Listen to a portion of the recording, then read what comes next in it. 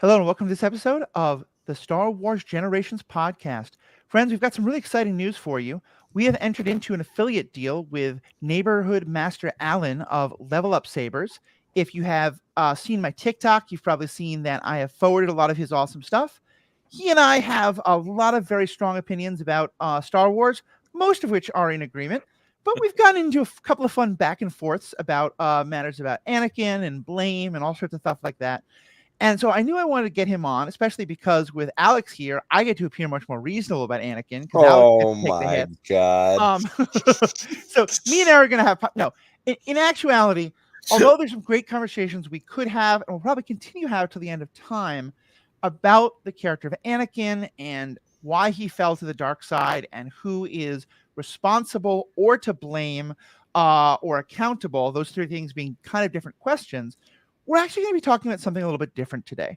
Although I'm sure that topic will come up a little bit, but we're going to try and if we go into it too much, it'll be saved for the bonus section for members. By the way, of course, you can always become a member, $5 a month, $55 a year. You get access to all sorts of great free stuff, bonus content to the end of episodes, ad-free content with every episode, and full bonus episodes of both this and Superhero FX podcast. Now that I've paid at least a few of our bills, we can talk a few. Well, in a little bit, we'll talk a little bit more with Neighborhood Master. In a little bit, we'll talk even more with Neighborhood Master Alan about Level Up Sabers. But I want to start by talking about something. The topic for today is something that's going to sound a little weird, but actually is a big thing within Star Wars that needs to get discussed: alt-right radicalization. What we mean by that is something that we're seeing across the country, across the world.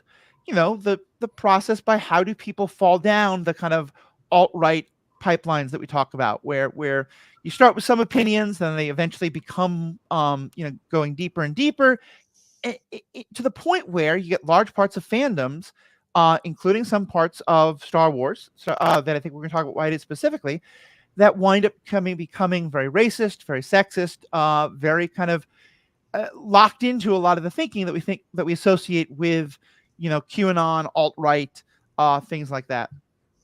So this is going to be a pretty touchy topic, and I'm going to lay down some ground rules because I want to make sure that we all know we're kind of coming from a place of anyone can dislike anything for any reason. That's okay. Anyone can like anything for any reason. I'll get more into that, but we're not doing that. We're talking about very specific dynamics that are happening within our community and how we as a community can respond to that. So let me just start with some introductions. Of course, I'm Matthew, your host. I'm going to have our two co-hosts say a quick hello and remind everyone who they are. Hey, it's Erin. I'm on Instagram as Lady Tano Creates. I'm a cosplayer and semi-professional yapper. Awesome. Hey everyone, it's Alex, or as I am labeled today, Little Annie Sky Guy. And I am a photographer. I work for the Star Tribune in Minnesota as a photojournalist. You can check me out on Instagram at AlexCorman12. Excited to chat about Anakin. And of course, we do have a guest today, Mr. Alan. Please introduce yourself. Hey, doing everybody. I am Alan White. I am Friendly Neighborhood Master Alan over on TikTok and Instagram and etc., representing my lightsaber business, Level Up Sabers. I've been a martial arts instructor since the late 1900s, and that is sort of how I became a lightsaber instructor and now a lightsaber vendor. Awesome. Yeah, I have a saber from them. It's phenomenal.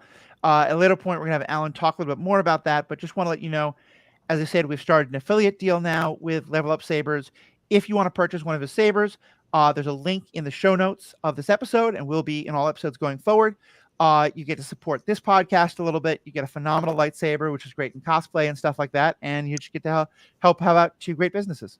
So with that, let's talk about this topic. First of all, what do we mean by alt-right radicalization? Because that's a phrase that gets thrown around a lot, and I think some people think it means something a lot like that. I think a lot of people get very defensive when they hear that because they mean that, like, what are people saying about me or anything like that. And I'm fairly certain that if you're listening to this podcast, you're nowhere near being the alt-right. Or if you are, I'm really happy if you're a business and have no idea what you're doing here. But Alan, tell us a bit more about what we mean about alt-right radicalization. So alt-right has become sort of an umbrella term for white nationalist groups operating within the United States, and there's lots of them. The alt-right is the one that is sort of the largest and gets a lot of the most kind of press. But it's all sorts of like white nationalist, extremist organizations, and they have a lot of various places that they have identified as being good places to actively recruit members. And it's all kinds of fandoms, all kinds of locations, and it's not necessarily stuff you would automatically expect.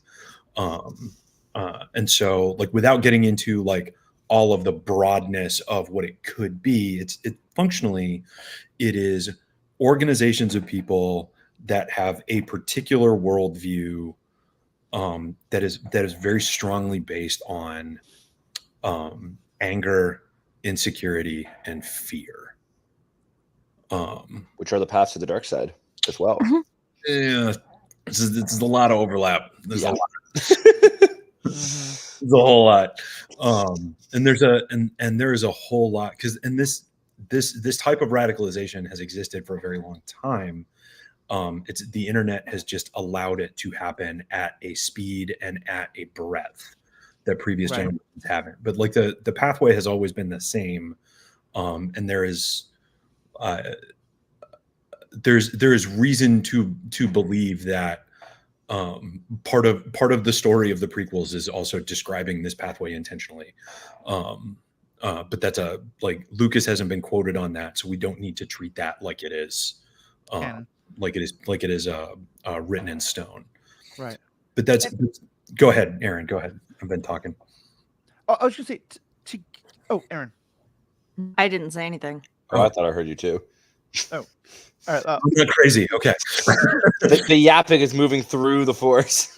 I was kind of. So just to give us an idea, like let me describe a couple of positions, and I think I understand. But tell me like where you think we're getting into alt-right. So a person says, you know what, I just didn't like the Acolyte. Totally fine. A person says, I'm kind of tired of having all these women characters and queer characters in Star Wars. Okay, starting to become problematic. That's where we're in the pipeline. well, and let me continue it on. A person says, oh my God, Disney is trying to push all these agendas on us. The next step beyond that then being, oh my God, the country is trying to eradicate white heterosexuality, and Disney is one part of it. Like that's the kind of, and by no means are we saying that everyone at point A goes to point B, or that everyone at point B goes to point C, or point C goes to point D, etc. But just that's the pipeline that we're kind of talking about, right? Where it starts with just kind of casual, negative feelings necessarily, and then gets taken further and further into, as a white man or whatever it is, everyone's against me, and Disney is part of that. And that's sort of the like. It sounds like cartoon villain, like it sounds like a Bond villain thing. Mm-hmm.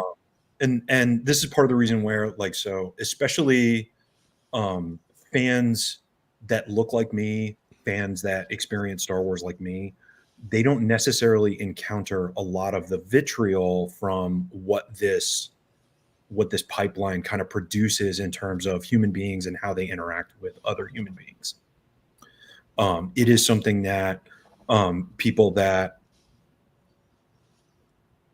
basically people that are visually identified to be a part of these groups that aren't, I don't know how to describe this. It's like because the point of view is that there is a normal, and within that normal, everything that is not that normal is attacking the normal. That is the worldview. Right. So people that are members of the queer community, people of color, pick a phobia or a bigotry or whatever that is prevalent. It is all of those things are, from their point of view, a response to being attacked first. And so then all of their lashing out is actually that the other people started it because of their assault on what is normal. Right. I'm going to interrupt for a second. Andy has been kind enough to join us because I'm hearing some static on my line. Are any of you guys hearing static coming from me? Bits and pieces? Teeny bit. Yeah, but it's not consistent. So Yeah, I don't know what the crackle is. Did you find that USB cord? No, unfortunately, I've not had that chance, but I have everything set up exactly as it was yesterday. Yeah.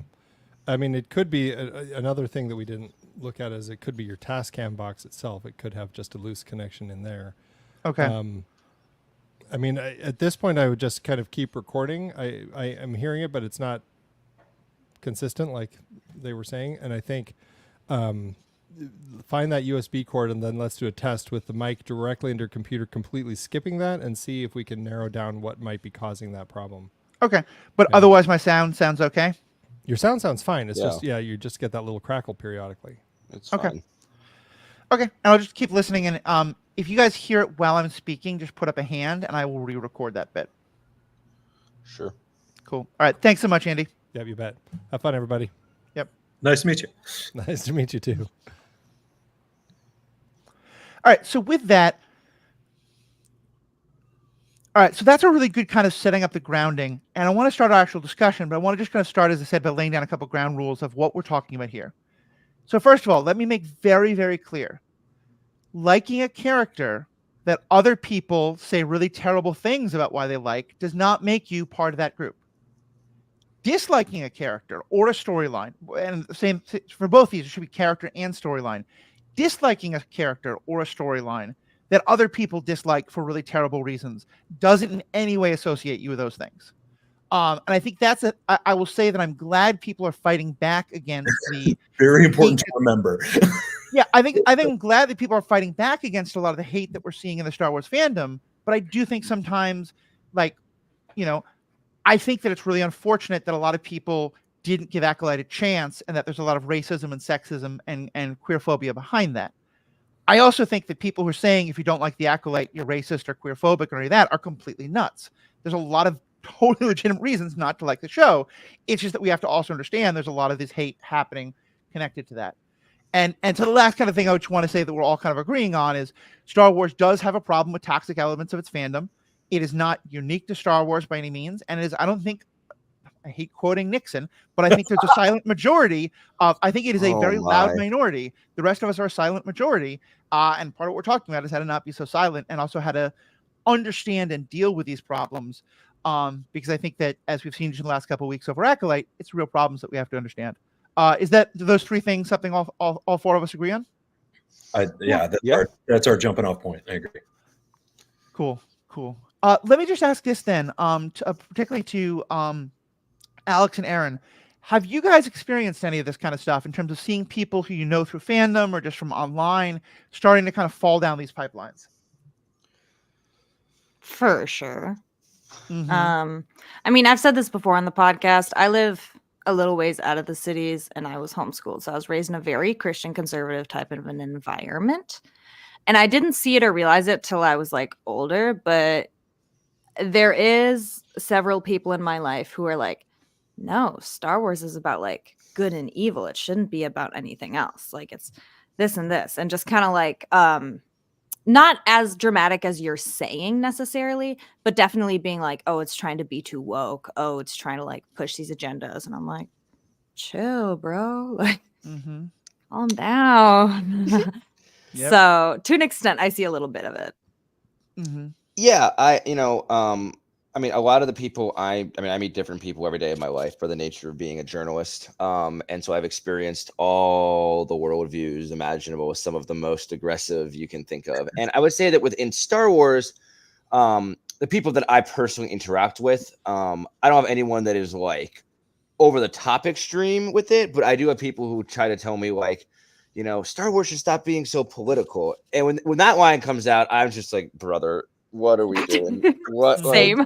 Did you watch any of it? Like any movie episode? The entire thing is political. That's the whole point of it. This political commentary was over your head. You're not 9 anymore. Right. It's like, yeah, when I was a little kid and I still called him Dark Vader, sure, the politics went over my head. But like, and that was all. And yeah, when you're a kid, it's good guy, bad guy.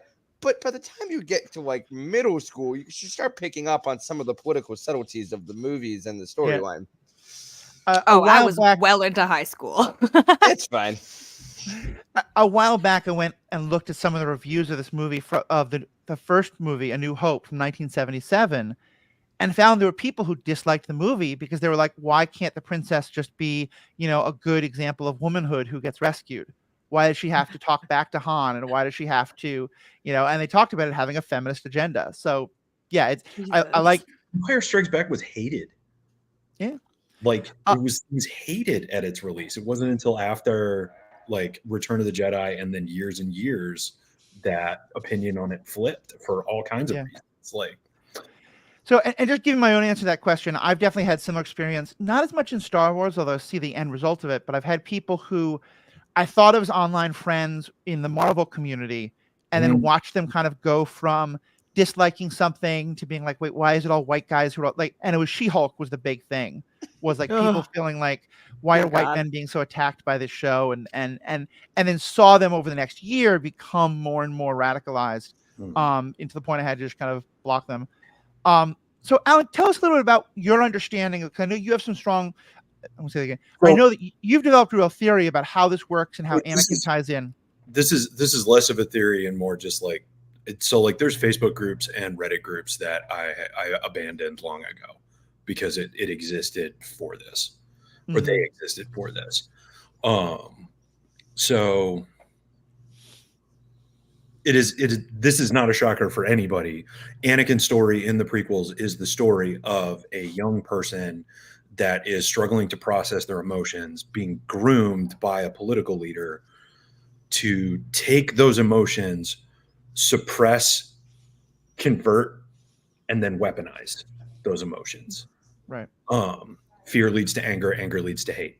Like that whole thing, right? And then weaponize those things against everybody. And so the story of the prequels is a story of a young person being groomed by someone so that that young person could be utilized as a tool for political power. Right. And I just want to add to Alan's analysis. And it's specifically a young person who grew up in slavery, who like grew up impoverished in, really, Tatooine and the Outer Rim, I think, represents, like the most poverty that the galaxy has to offer at this point. And so I think it also speaks to how a lot of the alt-right radicalization, good God, let's say that again.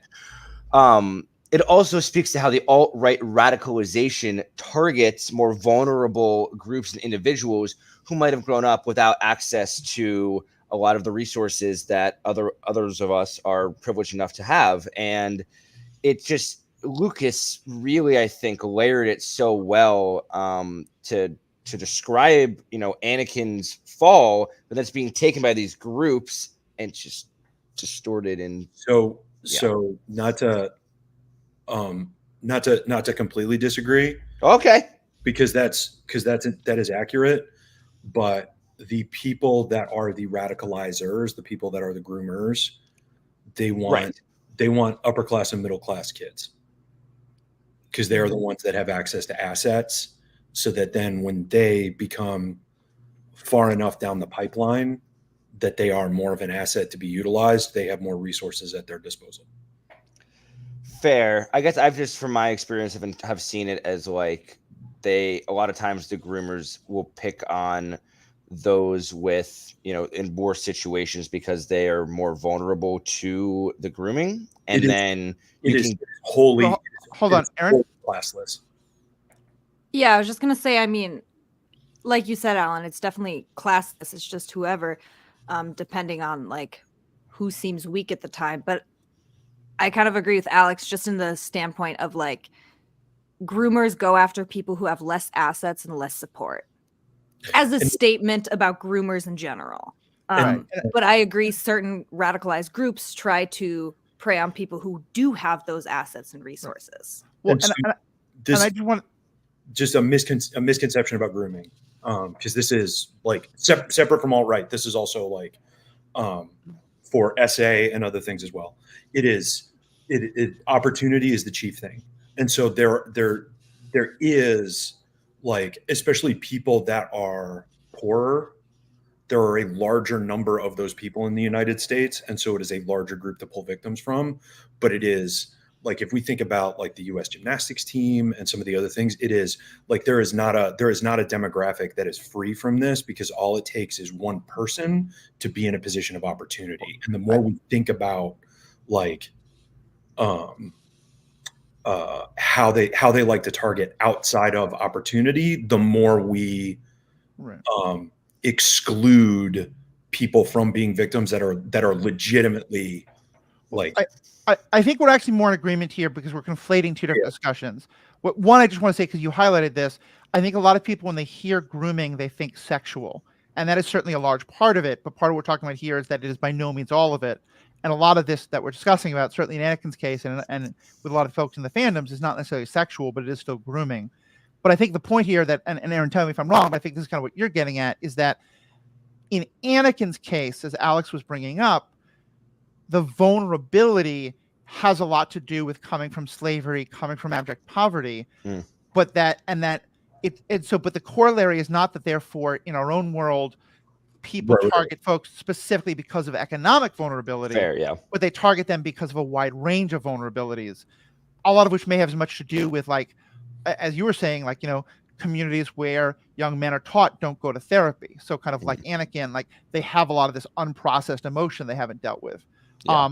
A lot of it can be economic, not necessarily coming from poverty, but people graduating college and having a really terrible job opportunities and all. Like, there's all sorts of different kind of vulnerabilities. And I think Aaron, tell me if I'm wrong, but this is kind of what you were getting at, that can have nothing to do necessarily just with the economics.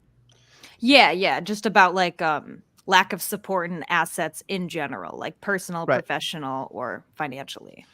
Right. All right. So with that, Alan, go on with what you're telling us. So grooming, okay?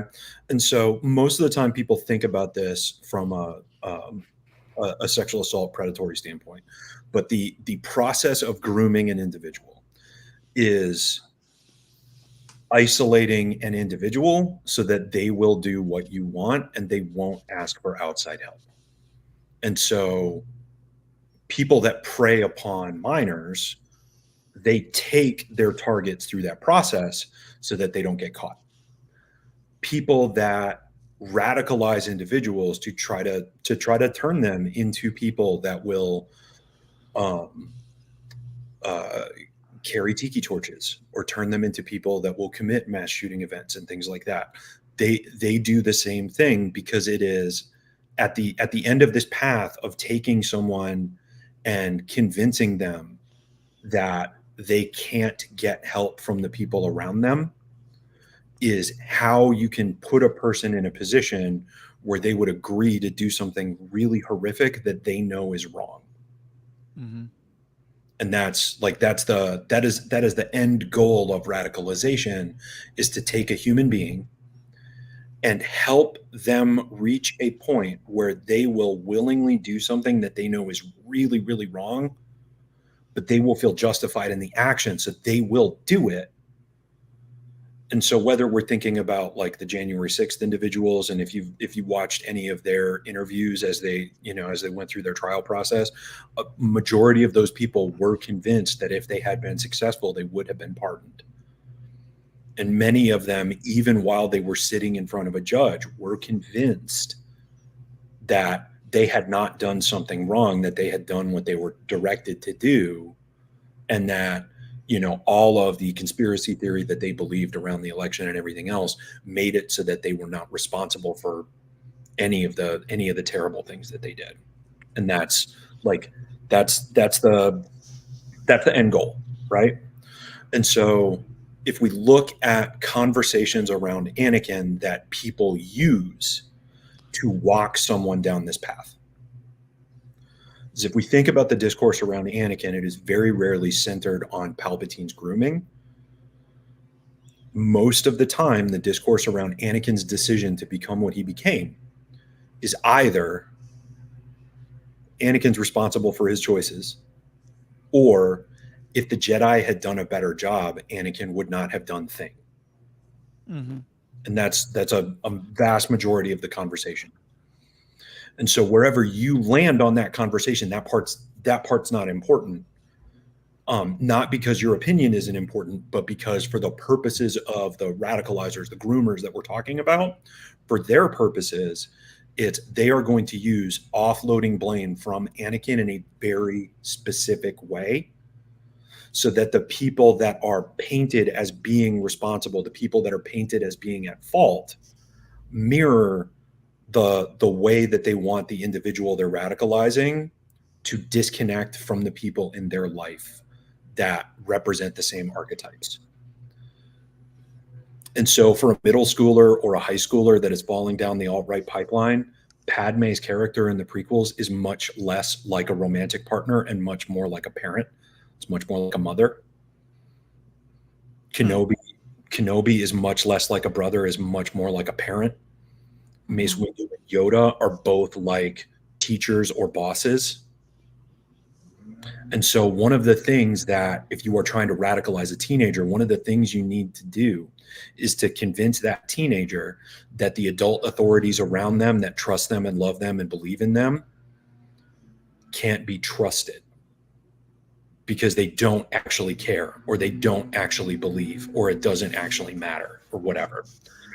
So that then that individual will withhold information from those people. And if they are confronted by those people, they will continue to withhold information because they feel like they can't be trusted. And so the Yoda scene is a really important one in Revenge of the Sith. And so for people that have a deep emotional connection to Anakin, that scene is probably really, really important to you for a lot of different reasons. I'm going to talk about why it's important from an alt-right radicalization standpoint, not from a how you need to perceive it standpoint. Right. Mm-hmm. So let me just pause and does anyone want to jump in with kind of questions or comments as we're going so far? I'm on board. I'm following. I'm happy to listen. I'm just taking it all in right now. Okay. So Anakin sits down in front of Yoda. Now, before our victim sits down in front of the adult authority figure that has both the power, the ability, and the resources to help, our victim has been told by their groomer that this organization, these people, this individual cannot be trusted. Bad things will happen if they are trusted. The negative consequences will be so great that it is not worth trusting them. That secret needs to be kept. It has to be safe. And so Anakin is having a problem. He sits down in front of Yoda because he knows he's supposed to, or for preference, because every single Jedi has empathy as a superpower. And so they make him sit down for mandated therapy. Take your pick. It doesn't matter. Okay. They are in that situation. What predicated it is entirely up to individual interpretation, because we don't actually have a canon explanation of how Anakin came to be sitting in that room. Mm-hmm. Yeah. Right. And so Anakin is sitting there and he says, Master Yoda, I have this problem. My friend is going to die. And then from the perspective of the groomers, they are going to frame that story as Yoda dismissing Anakin's feelings, telling Anakin to suck it up, just like all of these other adults in the lives of our radicalized teenagers. Mm-hmm. When you rewatch that scene, and then we put it in a bigger context of Kenobi, Windu, and Yoda in Revenge of the Sith. So if you're an educator, there are 3 different things you can do to connect with a student that you can tell is really struggling. Option 1, you can meet them where they are and you can sit and have a talk with them. Kenobi takes this path in the prequels. Mm-hmm. You can create a space that they can enter into to be honest with you, because you can't make someone tell you the truth. You can't make someone come clean. You can provide a space for them to do it, but then it's still ultimately up to them. That's what Master Yoda does. You can set clear expectations and clear communication of your intentions. That's what Master Windu does. And these are all things that you can do. You can't grab them by the ear, sit them in a chair and say, listen, when you're ready to tell me the truth, you can leave. Until then, sit here. Because it doesn't work. That makes it worse. Mm-hmm. Right. Now, go ahead. And I think I just want to think that, because I think I would fairly strongly disagree with your characterization of what Yoda / the Jedi can or can't do here.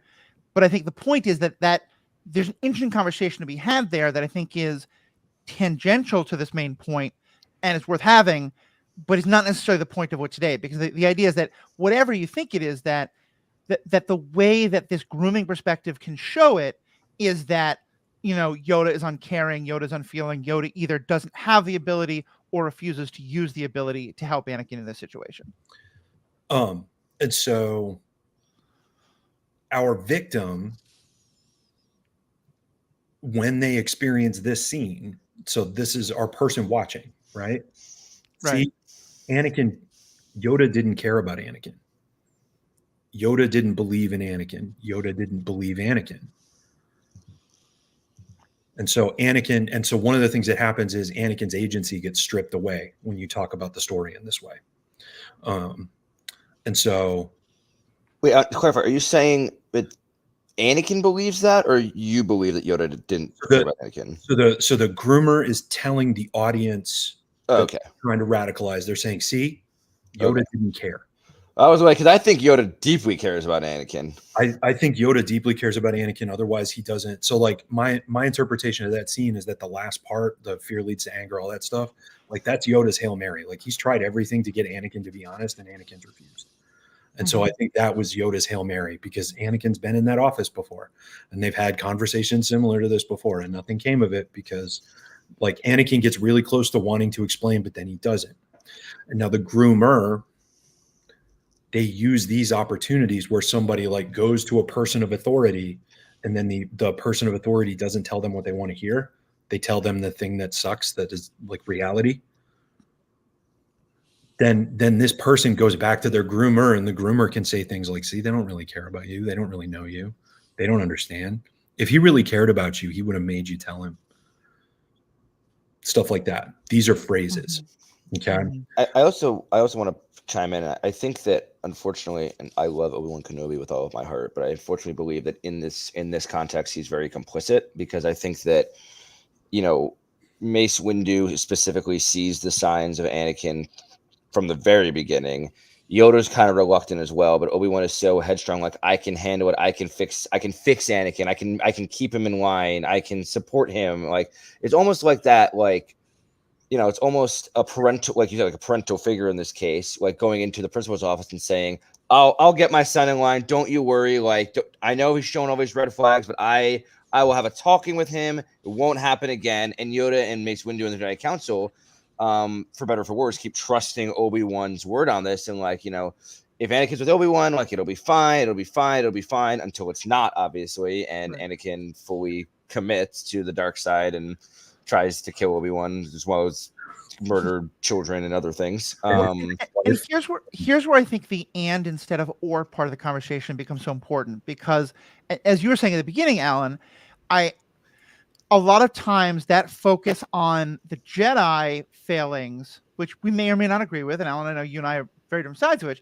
but like as you said, Alan, that becomes the focus instead of on Palpatine, which is what I think is, to me, what I see as the brilliance of that story, and how it actually mirrors so much, is that a lot of the times that the people who are groomed in both sexually and not, all the ways we're talking about, have been failed by the systems that were supposed to protect them, that were supposed to help them. Not always, but a lot of the time, and often by benign neglect, not by malfeasance by any means. And there's a conversation, but that if the conversation is that instead of the groomer, you lose the point. If instead the focus is on the primary responsibility is with the groomer, the primary responsibility is the groomer and the person themselves, but we can also look at the fact that this person may not have been so vulnerable to grooming if some of these other things had been more capable. Because I think the flip side of everything you said, Alan, I know for you as a martial arts instructor, your sympathy is very much with Yoda there. My sympathy is that I feel like if the situation is as healthy as it should be, Anakin should feel safe telling Yoda what has happened. And that when he doesn't, it represents a breakdown of that relationship in some way. And so rewind. And so we go back a movie. Right. And so we go back one whole movie, and Anakin is sitting at a picnic and then gets weirdly defensive of fascism when he's talking to Padme. Mm-hmm. like Anakin's already so far down the grooming pipeline at that point. Like he's in middle school. Oh yeah. And so one of the things is, and this is where I want to push back on your system comment. And I realize I want to be respectful of Alex's time because we're only like a portion of the way in.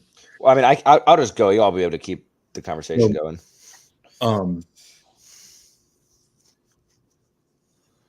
The reality of this, of radicalization and systems that exist to protect and educate children and other things. The reality of this is that the system can't succeed. There's no system in the world right now that is able to be successful, that's able to protect kids and able to prevent this. And the reason that there is no system that can is because not only does society mass manufacture the circumstances by which Palpatines exist and Anakins are created, it is also people. And it's so like before Yoda could fail Anakin, the Republic failed Anakin. Mm-hmm. Mm-hmm. So like it's the people, because the core of this, and this brings us to like the way that we heal parts of society and parts of fandom, is the thing that causes it to happen is because more people don't care about more people. And so then becoming isolated is easier because it takes less emotional work than caring about people. Like that's the thing, right? And so the system can't succeed. So we can say, yeah, the system failed, but the system has more kids that need help than can be helped. The system is producing wounded healers at a faster rate than society is making wounded kids. Perhaps in Star Wars, the system shouldn't be kidnapping children from around the galaxy when they don't have the resources to handle the ones they already have. So the kidnapping narrative is something you got to be really careful about, because that is a really, really common talking point. Which the Acolyte documents. I mean, I think that this is a whole other storyline, and I think like with everything, there's nuance. But just to pull it back to the Anakin thing, and then I think maybe we can hold this conversation more for a bonus content later. Although I'm not saying therefore I get the last word. I want other people to jump in. There's more on this, like there's more steps here. Like Anakin hasn't become a school shooter yet. Like right, but to me, like I hear what you're saying, but also like I don't think that Palpatine could have gone up to any Padawan and radicalized them. Fair, right? Palpatine chose Anakin in part because Anakin's great power, but also because Anakin, like you're right, it's before Attack of the Clones. For me, it starts with when he goes from having this incredibly traumatic experience of being taken away from his mother, and then put into a situation where sitting down and really processing your emotions and feelings is not what is expected, actually quite the opposite. And it is no longer canon, but to me, it is still something that really fits the narrative a lot. And one that I draw on a lot is in the book Darth Plagueis, which we talked about recently. There's a fantastic scene at the end where Palpatine is talking to Obi-Wan and Anakin. Anakin's like still 8 at this point. And Palpatine tries to ask a leading question to get Anakin to talk about his feelings about his mother. And Obi-Wan cuts him off and says, no, we live in the present. We live in the moment. And it's from Palpatine's point of view. He senses how much Anakin hates that Anakin is resentful of that, angry about that. And I know there's a whole, you and I see that very differently because the whole conversation about mindfulness, but my only point being, I think that we can focus on the grooming while still acknowledging, because it's true for our own society, that there are failures at all points of the systems. Well, but the other thing is, ultimately, if the system fails Anakin but Palpatine doesn't exist, does Anakin become a school shooter? No. But if Palpatine exists and Anakin is given the support he needs, I don't think he becomes one either. No, but he also, if Palpatine's not there, I think that he just becomes like one of those people that is so desperate for the attention of the Jedi Order that like he almost becomes he's mentally unstable either way, and just becomes or he stops. So like the wolf that chases 2 rabbits goes hungry, or he stops trying to be both a husband and a father and the greatest Jedi of all time, and he picks one. He probably picks Padme every time. One would think, but like that's also a part of it. But so let me Let's talk about radicalization. Can I just bring Aaron? You haven't said anything in a while. I want to give you a chance. Where are you on all this? No, I mean, I kind of agree with what's been said in the last little bit about like if Palpatine's not there, I don't think Anakin becomes like a quote unquote school shooter. I think he would probably still be very disillusioned with the Jedi Order, but I almost see him. We could see him more of like a Revan character if you're familiar with the Old Republic. How he kind of falls away from the Jedi Order. They still technically accept him, but he kind of has his wife, he has his kid, and does his own shit. And it's like he doesn't feel comfortable in the temple, but technically he's allowed to be there. And I wonder if Anakin would end up in a similar place, kind of choosing more of the wife and kids, but trying to keep a connection with the Jedi Temple and just having trouble with it. Or metaphorically turn in his badge and gun. Yeah. Like, but so the Alan, before you get going, I have to, I got therapy, so I got to run. But yes, enjoy. Have fun. I'm so sorry. I would have loved to keep this conversation going. Yep. Do you want to make 30 seconds last comment about defending Anakin? I mean, everyone knows my opinion on Anakin. I'm not going to sit here and justify many of the actions he's taking because they were obviously very horrible, but I do think that in the end, he is a victim in this system, a victim of everything from Palpatine's intense grooming to the failures of the Jedi and the people around him. I think it takes every aspect of what happened to him to get the outcome of Darth Vader, from, Qui-Gon taking him from his mother in the first place, Qui-Gon then dying, him not having a father figure, Palpatine grooming him from a young age, Obi-Wan failing to tell him what he needs to hear instead of what he wants to hear. I think all of these pieces, now Palpatine might be the largest one, but I think all of these pieces contribute to Anakin's radicalization, and I think it does parallel a lot of the experiences of individuals in our world as well. And I'm excited to listen to the rest of the episode myself once y'all finish your conversation. Awesome. Well, and the whole point of this episode is Anakin should have gone to therapy, so please, all of us should go to therapy. Go to therapy! All right, y'all. Indeed. See you later. I'm going to pop out for a second because I have to use the bathroom, but y'all keep talking. I'll be back in like 2 minutes. Okay. Do you want to talk about the Knicks? Sure. What I was going to say to you, the Boston thing I was going to say is I lived in Massachusetts for a couple of years, growing up in New York City. And what I always tell people is, yes, I'm from New York. Yes, I'm a Jets fan, but I hate the Yankees. At which point everyone in Boston would be like, okay, you hate the Yankees, we can be okay. Which is a very New York thing. It's so interesting that like the dedication to the Yankees is so real, but also the hatred of the Yankees is so real. It's like it's why I always tell people that I think New York is primarily a basketball town, but it's much more a baseball town than it is a football town. Yeah. Because I am a fan of the Jets. I also root for the Giants. I'm a fan of the Mets, and therefore I hate and despise the Yankees. And like that's the thing, is you can like both the Jets and the Giants because there isn't that rivalry. And for the last 20 years, being a Mets fan, being a Knicks fan, and being a Jets fan has been a very similar fan experience. It has not all been like, it's not all like at the same time, but like the cycle of the fandoms is very similar. Well, there was a New York sports radio station that would do a running contest over which of those three had the worst ownership, because all three of their owners were just fucking appalling. The story I think you'll appreciate. We've never met in person, but I think you know that I am a disabled person. I have a prosthetic leg. I sometimes use a wheelchair. Back in the Rex Ryan days, when the Jets played the Patriots in the playoffs a couple times, there's that one year where the Jets beat the Patriots. And it's funny that the two greatest sports memories of my life are that and Game 7 of the 1986 World Series, which I was at, against Boston. Right. But I was living in Western Massachusetts. Oh, no, I was in Boston that weekend, and I was thinking I wanted to go to a bar to watch that game.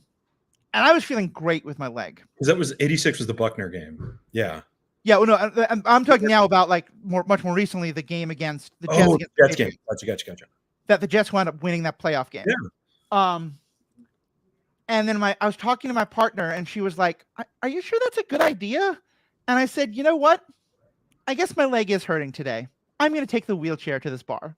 And I'm convinced it's the only reason why I lived, because like as the Jets won and I was cheering, the number of massholes who are turning to me, and I say that expression with love from many masshole friends, who would turn to me ready to crack a bottle over my head and then see that I was in a wheelchair and go like, okay, you're okay. Because that was what, 09? Yeah, something like that. Because they hadn't lost to the Giants the second time yet. Yeah. Right. Yeah. Because that was the year that, like, I remember the offseason because Jets fans were like convinced that next year was going to be the year. And then that was when the wings came off the plane. Yep. That's when Sanchez turned into butt fumble guy and everything. Just, yeah. Oh. But yeah, I feel like New York and Boston fans get along much better now that the Red Sox won. And the Red Sox have been so good this century. Like a huge portion of Red Sox fans don't remember what it was like to suck. Yeah. Like, you know, they don't remember the curse at all. Yeah. And there hasn't been like a prolonged period of sucking. And being a New England area sports fan has been cushy as hell this century. Yeah. Like, just, you know, I've seen 2 NBA titles. I have seen a cup win. I've seen 3 cup, like, you know, cup series, however many Super Bowls. You know, it got more difficult to be a Patriots fan after 16, but right. But anyway, let me jump on back on topic a little bit. Okay. Let me wait till Erin gets back. She should be back in like 10, 15 seconds or something like that. Okay. Well, then, I mean, then we can keep going then. Or actually, you know what? Let's just do this now. So Alex is so we're going to continue our conversation in just a moment, but I want to give Alan actually a chance now to talk about Level Up Sabers because I have him on because I know he has great opinions. We love talking to him, but the ability for this podcast to help support Level Up Sabers and our support to help this podcast in return is just something I'm super excited about. So, Alan, tell us a little bit about Level Up Sabers. So the Cliff's Notes is this became a COVID business functionally. I am a martial arts instructor. I have been since 97. I have been doing this for a very long time. I have a sword system that I teach that is kind of a family sword system that gets to be hard to explain. I realize my grandmother is Japanese. But so when I was teaching my sword class with wooden swords, then I hand somebody a wooden sword and I say, pretend this is a sword. Most people can get like 80-90% of the way there. Right. When I hand somebody a flashlight that lights up, even if it doesn't make noise, but if it remotely looks the part of a lightsaber, and I say, pretend this is a lightsaber, everybody goes to 11. It is like, and so COVID provided me the opportunity to audition some manufacturers for my lightsaber class that I teach here in Louisville. I found a manufacturer that I liked a lot. I started using them. And then I put product up on the Level Up Sabers website. At the time we were Level Up Lightsaber, to give my students a place to order from. And then I went viral on TikTok for saying that my lightsabers were better than a stick. Very important quote. You don't get to pick. Like, you don't get to pick what you go viral for. It happens to you. And then I got 10,000 followers in a couple of days. And then, you know, I've gone viral a couple of times since then. And it's just, it's my little side hustle. Cause there's not in the martial arts world, you don't retire. There's a day where you hang up your belt for your last time and you don't realize that that's what it is at the time that it happens. Usually, you just sort of do this until your body can't anymore. And so like having something that has a little bit more longevity and a little bit less variability than the martial arts industry is sort of part of why I am on social media so much and why I get to be on podcasts and do interviews and things. Welcome back, Erin. Thank you. I love the lightsaber talk. Yeah. So tell us about the actual products. So lightsabers come basically in 2 varieties. There is what is called a base lit saber, which means that the light is down in the base. So it's a flashlight with extra steps. And then there is a pixel saber or a neopixel saber, where the lights are inside the blade. Now, NeoPixel is a brand name for an LED strip. Most companies that say they have a NeoPixel lightsaber aren't using NeoPixel LED strips in their blades. I don't. And I use the same manufacturer as a lot of companies that you would probably name that you've seen at cons or other things. But NeoPixel has just held on as the Kleenex of like that type of lightsaber. Yeah. Right. If you are going to do a martial arts class, a NeoPixel lightsaber is similarly just a flashlight with extra steps, but the blades cost twice as much money. And so if you're doing a lot of blade impact, then you are spending more money to have the version of the product that does it less well. Right. So for my students, everybody's using baselit sabers, and there's an elitism within the saber community for NeoPixel that I have just never fully understood, because like a lightsaber, to me, its usefulness is in its ability for me to use it like it's a sword, or like it's a lightsaber for that matter. And so like the really, really cool looking lightsabers are all terrible to use as a sword. Oh yeah. Awful. Like Luke's saber is right over my shoulder here. It's tough to see. I don't know if we're on video or not. But so Luke's saber is beautiful. It's fantastic. And it was my favorite lightsaber for a really long time. This might as well be a cheese grater. Yeah. Yeah. So the sabers that I have my students get, not only is it like, hey, this is less expensive, so you get to have your own saber for class instead of having to borrow one. That's a win. But it's going to survive better. It's going to last longer when you finally break a blade, because it's going to happen. You're going to break blades. Yeah. And they're less expensive to replace. They're easier to get, all that kind of stuff. And so that's sort of how I became who I am. I'm sitting here at my dojo with, lightsaber displays behind me and stuff, because I do so much recording here. So I needed a shelf with things. And Yes. this is the shelf of lady sabers. I love it. We got Rey. We've got the Force Awakens Graflex that Rey used. We have Ayla Sakura's lightsaber, Mara Jade lightsaber, even though she's not canon. Sabine's saber from the Ahsoka show. And then there's a set of Ahsoka sabers here, which you can currently get from the site for less than $600. Set Ahsoka sabers, less than $600. Say that 6 times fast. Well, that's awesome. So yeah, you both have, because it's funny. Like, oh, there, actually, you jump in. I have a lightsaber related question. Sure. So I always get NeoPixel sabers because I use them for cosplaying, not practicality. I just want them to look really cool in photos and stuff. Yeah. Good bright light, with color, all that stuff. Yeah. Exactly. With a baselit saber, when you break a blade, how likely is it that you damage the hilt in the base itself? So like the blade is a polycarbonate. And so like eventually it's going to crack. Sometimes it cracks, like, because it's all just leverage, right? And so like, the spot where blades most frequently break is at the tip, because like this ends up being a point of leverage, or close to the handle, because that becomes a point of leverage where, like, if it gets overbent or something like that, then the hilt itself.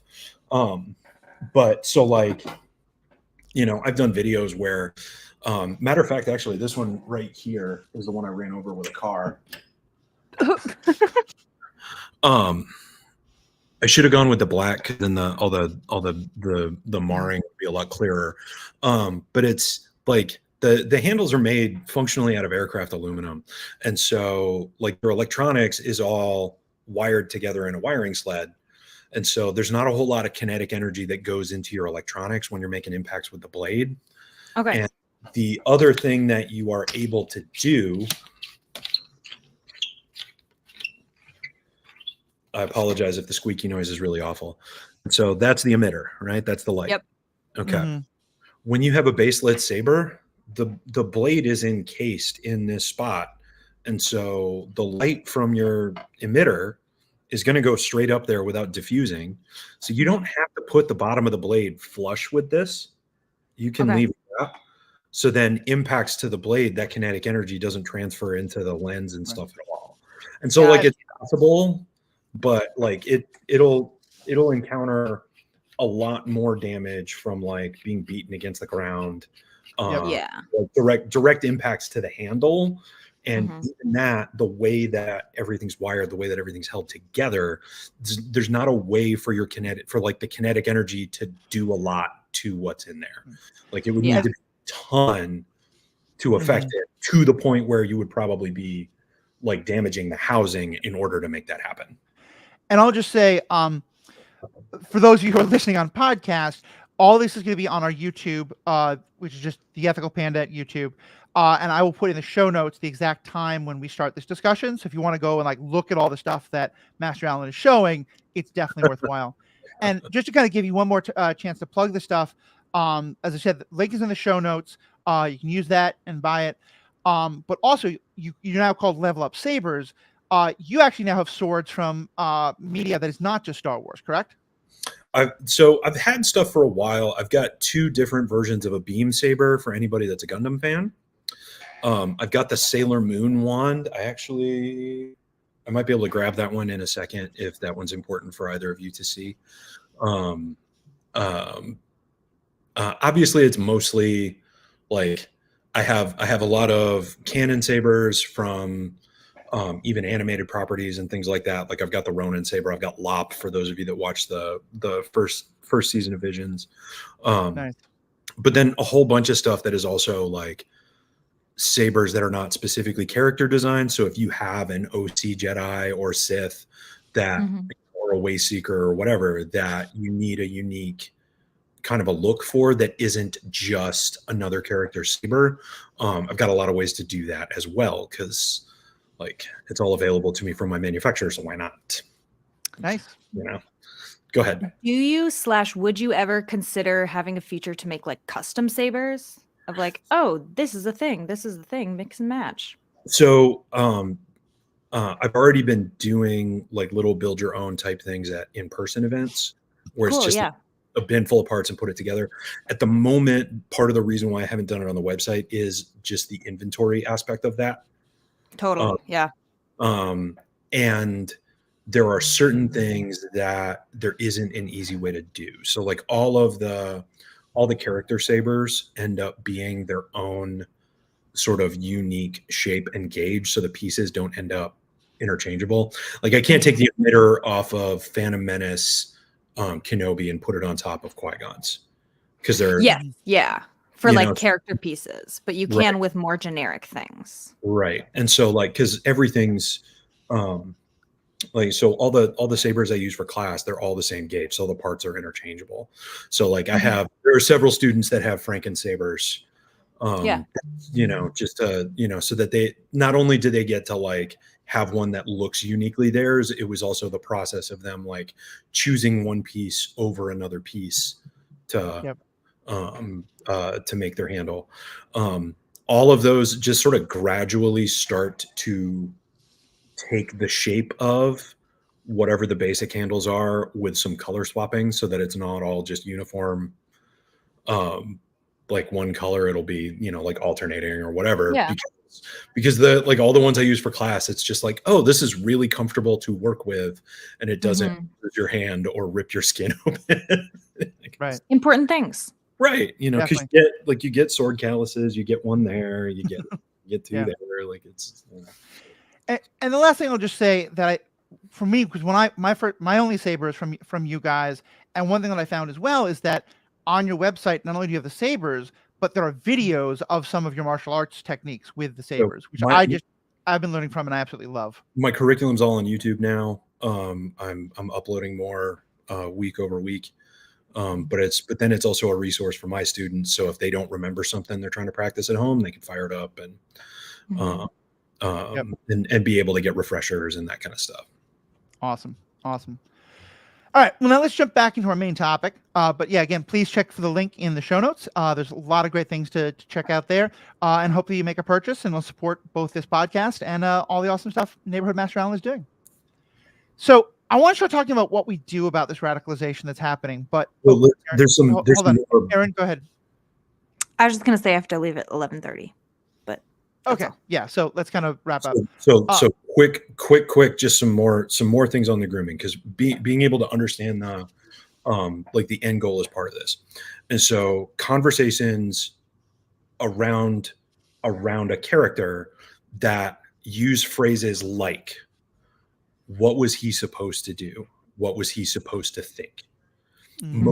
Most of the time, that question, we already know the answer intrinsically. So like with Anakin, if we ask the question, what was Anakin supposed to do regarding Revenge of the Sith? The answer is what he knew was the right thing. All the things that Anakin did were things that he knew were wrong. Mm-hmm. He was just in a position where he believed that the ends justified the means. Like he believed that doing the wrong thing was going to be worth it. Yeah. And so then asking the question, what was Anakin supposed to do, is a way of offloading the responsibility of choice of the individual that does a horrific thing. Because remember, like, the goal of our groomers is to help someone arrive at a place where they'll be willing to do that. And if they feel like it is reasonable that they are not powerful enough or significant enough or important enough or whatever to answer the question, well, what was I supposed to do? Mm-hmm. Like that becomes a part of it. And so as Anakin comes away from a conversation, well, what was he supposed to do? And the answer is do the right thing. But the feeling that is trying to be instilled in the person that is the victim from this question and this line of conversation is that it's not Anakin's fault that he did the horrible things, because what was he supposed to do? It's not his fault. It's not his responsibility. What was he supposed to do? That's the part of the conveyor belt. The cycle. And you can pick a character and people have that conversation about that character. Padme, everybody. And I think one of the ways we see this, like you talk about the end goal of radicalization often as being these horrifically violent acts, but I think often there's a goal that is not even that far, but that There's happens. all kinds of stuff in the middle that just like makes the Right. internet a more miserable place. Well, and that's exactly what I'm thinking about, because like one of the things that baffles me about all the hate conversations is if someone says, what do you think about the Acolyte? And someone jumps in to say all the reasons why they hate it. I disagree with them, but I get why that conversation happens. But on the internet right now, as we've all been experiencing, it's been really hard. If someone just says, hey, I just really like this scene in the Acolyte, no matter what, and doesn't in any way say like you have to like it or something like that, people will still jump in with the meanest, most cruel, like attacking the character, attacking the appearance, like all this stuff. Attacking you for liking something. Like, yeah, exactly. And at times I'll respond with like, why in the world would you put this comment out here? And what I get is because I have to rescue Star Wars. Because like there's this feeling of that if only they make enough of these comments, then the truth will come out. And that and unfortunately a lot of people look to first the fact of the Snyder cut and how all that happened and that was released. And now, you know, with the Acolyte being canceled, which to be clear, we don't know exactly why it was canceled. It has not been said. We're not inside those meetings. But a lot of people look to that and are like, look, see, we're winning. and that we have to cancel something that wasn't like already like under contract. Like the cancel language is really weird. But I think the point being here is that people are baffled that it means so much. But I think you're explaining why. It's that in their minds, more wokeness, as they call it in Star Wars, means more wokeness in culture, which means more attacks on white men. Or whatever group they're part of, because it's not exclusively white, but it mostly is. Predominantly. And so making the hate comment they make in their minds isn't being incompassionate. It isn't being cruel. It's doing what they have to do to save society, save Star Wars, and thus to save society. And the story they make up about themselves. This is a really useful phrase whenever you are, because this is also a really useful phrase in therapy. The story I make up about myself. And so that's a really useful phrase to talk about your own insecurity. That's a really useful phrase to all kinds of things. So like, you know, when X happens, the story I make up about myself is that I let down person that I cared about because this happened, right? And then I can say it out loud and now I can process that emotion. And it can also be a really useful way to understand the way a person or a group is thinking. The story they make up about themselves is that they are the victim. The first punch was thrown by the other side. And so all of the vitriol that they aim everywhere is not an act of aggression, it is an act of self-defense.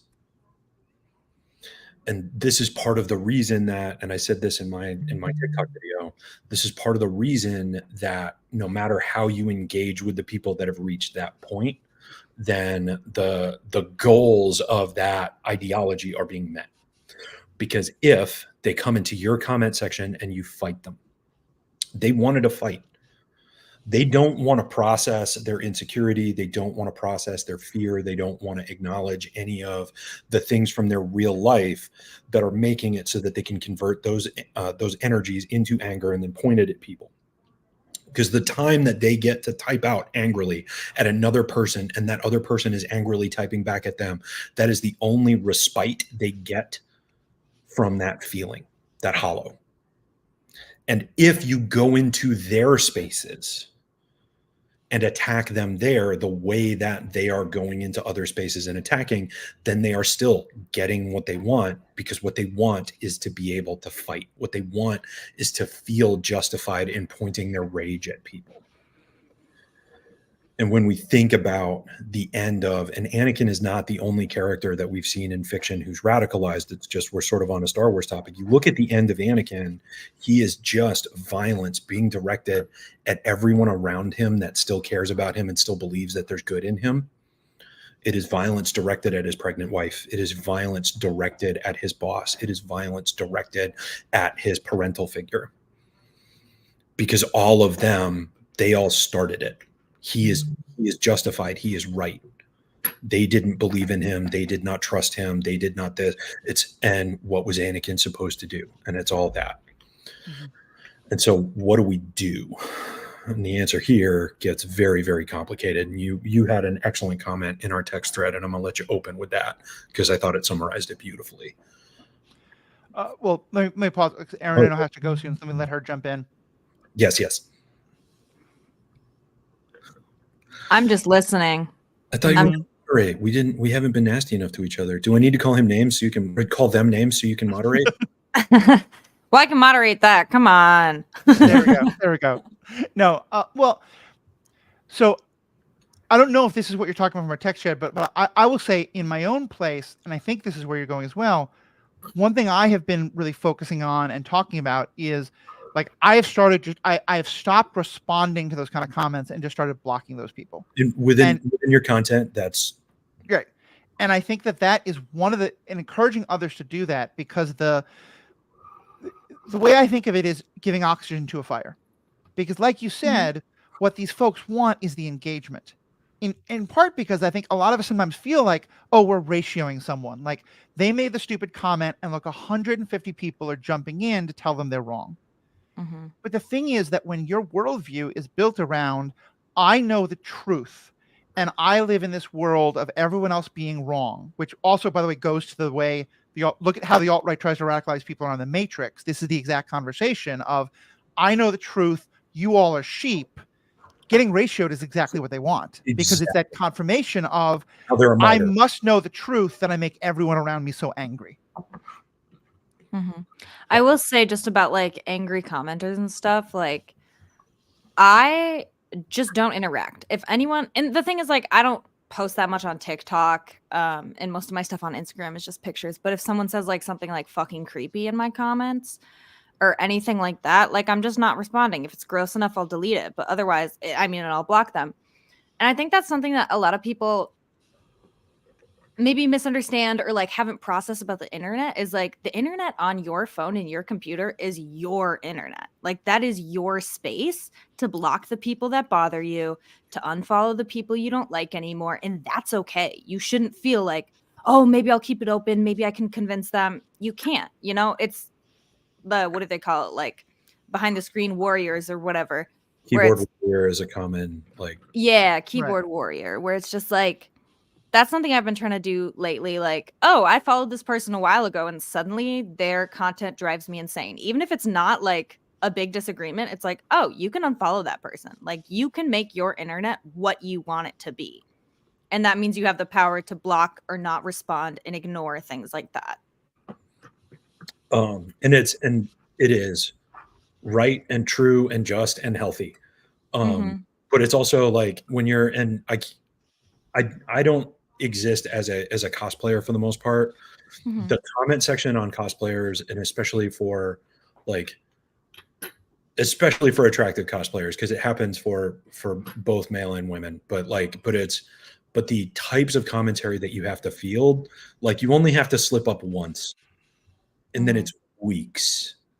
Like it is weeks of having to deal with like the toxicity in your comments because you gave one of them attention. And like emotionally that can be so taxing. Yeah, because even if you're not engaging, you're seeing it popping up on your phone constantly of people disagreeing you, telling you you're wrong, telling you you're a piece of shit, you know?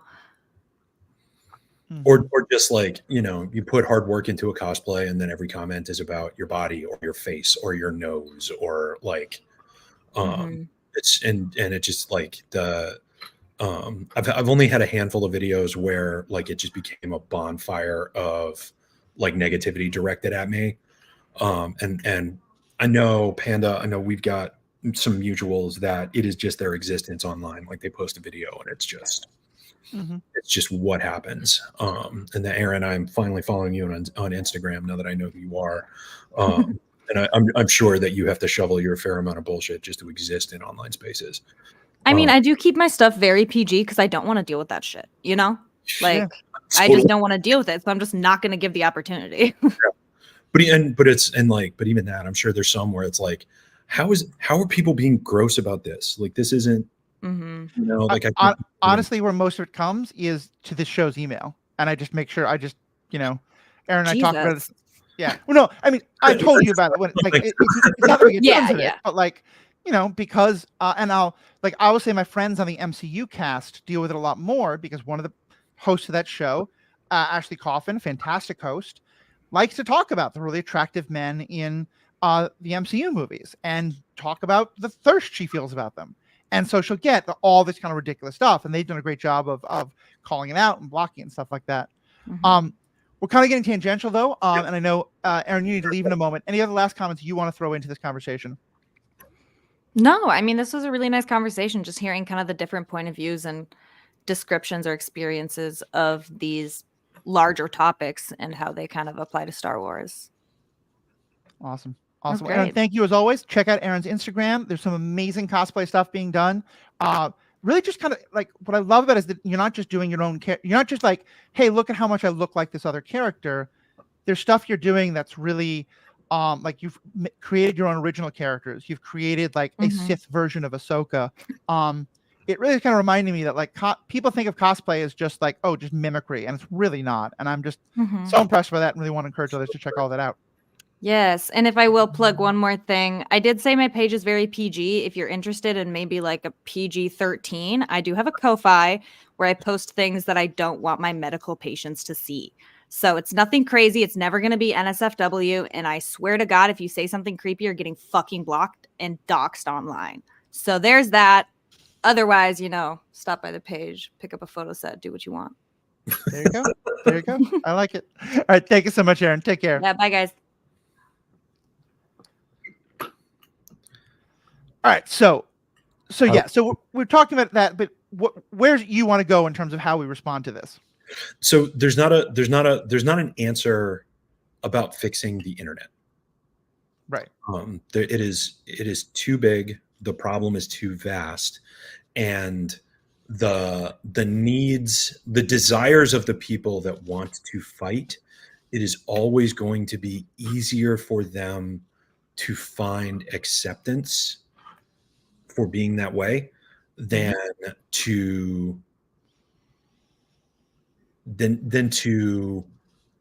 successfully offer the alternative and have the same reach. Right. And so one of the things that I said, I'll do the setup from when we were talking about this before we sat down. So like, broadly speaking, the individuals that we are talking about are mostly young white men from like middle school to mid 20s. Mhm. And there's all manner of exceptions to that, and that to a certain extent the exceptions kind of prove the rule. But that's sort of what we're talking about. And the victims are members of the queer community, women, people of color, people that practice basically any non-Christian faith, but especially Muslims and Jews. Mhm. And so like that's the people that are subject to the most persistent attacks. It is unfair and unreasonable to ask them to be the ones to call people in to offer an alternative or to offer grace, Right. to those individuals, especially when they are, being subjected to vitriol. And so then you jumped off with the comment about what has been shown in studies. I clearly was very I'll take this out, but remind me, because I said I brought up a couple things from studies. Okay, so you were talking about like you used an example of like a classroom where a student says something bigoted, and so then rather than the teacher asking the person that was just the victim of the bigoted comment, like rather than asking that person to offer grace, it's the teacher's responsibility. Oh, right. Okay. Yeah. So what I brought up, and which a lot of studies have kind of been shown about this, is that, like, take an example from a classroom, for example, that, you're in a middle school classroom, you're in an early high school classroom, and It could be a classroom too. Like this is like, environments like, yeah. But anyway, I derailed you for no good reason. I'm sorry. Part of what I'm getting is that when someone is still young enough that, like, there's some thought of like they're still reachable to some extent or another. although that's true for any age, to be sure. Yeah, but I think we're talking about who we extend grace to. When the person says something homophobic, a lot of times the pressure then becomes upon any openly queer student, or even just like a straight student, but who is being attacked as being potentially queer, or same with racism, sexism, etc. That it's that person's job to extend grace in some way, to extend like to be forgiveness. That, like, let's see if we get the two of them together to hear each other out. That's bullshit, and it's horrible, because among other things, it creates this idea that both of those people are on an equally acceptable level of position, and if only they both listen to each other, that some compromise could be made. And I think that's a very firm line that has to be drawn, and this is something that I talk about a lot when people ask about wokeness. It's like, for me, like, it's one of the only times I will respond to people. I try for the most part not. There's a whole other conversation we can have about when you do or don't respond to people. Right. And I have thoughts on it. And a lot of it for me is not about, do I have any hope? I often won't respond to the person. I'll respond to the audience who are listening to that person in a way that talks past that person. So, for example, someone will say, like, "Oh my God, I hate that the Acolyte had this agenda," and it's in a conversation about there being like so many people of color, in the show, and I'll respond with like, no, actually, what they say is that. Let me back that up. So, to take a recent example, actually, all this is a tangent. Sorry, let me start that again. So there's a whole tangent there that I can go off of, but but bring it back to this. The point being, we need to start from the standpoint of like people of color, women, trans people, queer people, disabled people. All of those people existing is simply a fact. It is a reality of our world, and that is proven both by our experience and also by science that is a natural part of our world. That is not corruption. It's not bad. It's not evil. It just is. And so it's people. Like, what I'll often say is, like, when someone says like, "Oh, I hate agendas in movies," my response is, "You're right." And when they don't show these people, that's an agenda, because that's pushing an idea that those people don't exist. They just exist. But the point is that so anything that calls into question, anything that validates the opinion of the person saying something homophobic or terrible or wrong or whatever, can't be accepted. But at the same time, and again, here's where I'm always going to push for more nuance, which I think is what Star Wars is getting at, even though a lot of people don't think so. and this is why I think you can have this both and of having sympathy for Anakin while also understanding the horrible choices he makes and not excusing him of the responsibility of that. You know, in that situation, in the moment, you got to call the student out. You got to say, wait a minute, this is not okay.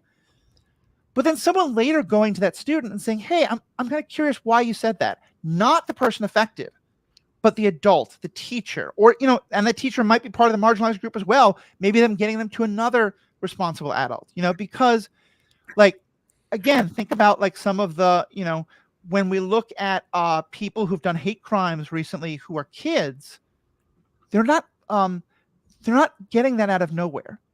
One of my favorite, we're going to jump into a totally new genre here, but I think it's very relevant.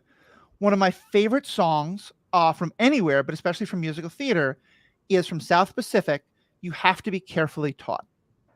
And it's that you, it's all about how, you know, you have to be taught to hate and fear the people who don't look like you, the people who seem different. It has to be whispered in your dear little ear. It's a beautiful song, and it really expresses the idea of like, people don't learn these things out of nowhere. And sometimes it's because they're learning it all from the groomers, but generally often like it probably started before then. And so when you hear, and often, as we say, like the reason they're listening to the groomers is because they're not feeling listened to. They're feeling like the whole world's against them.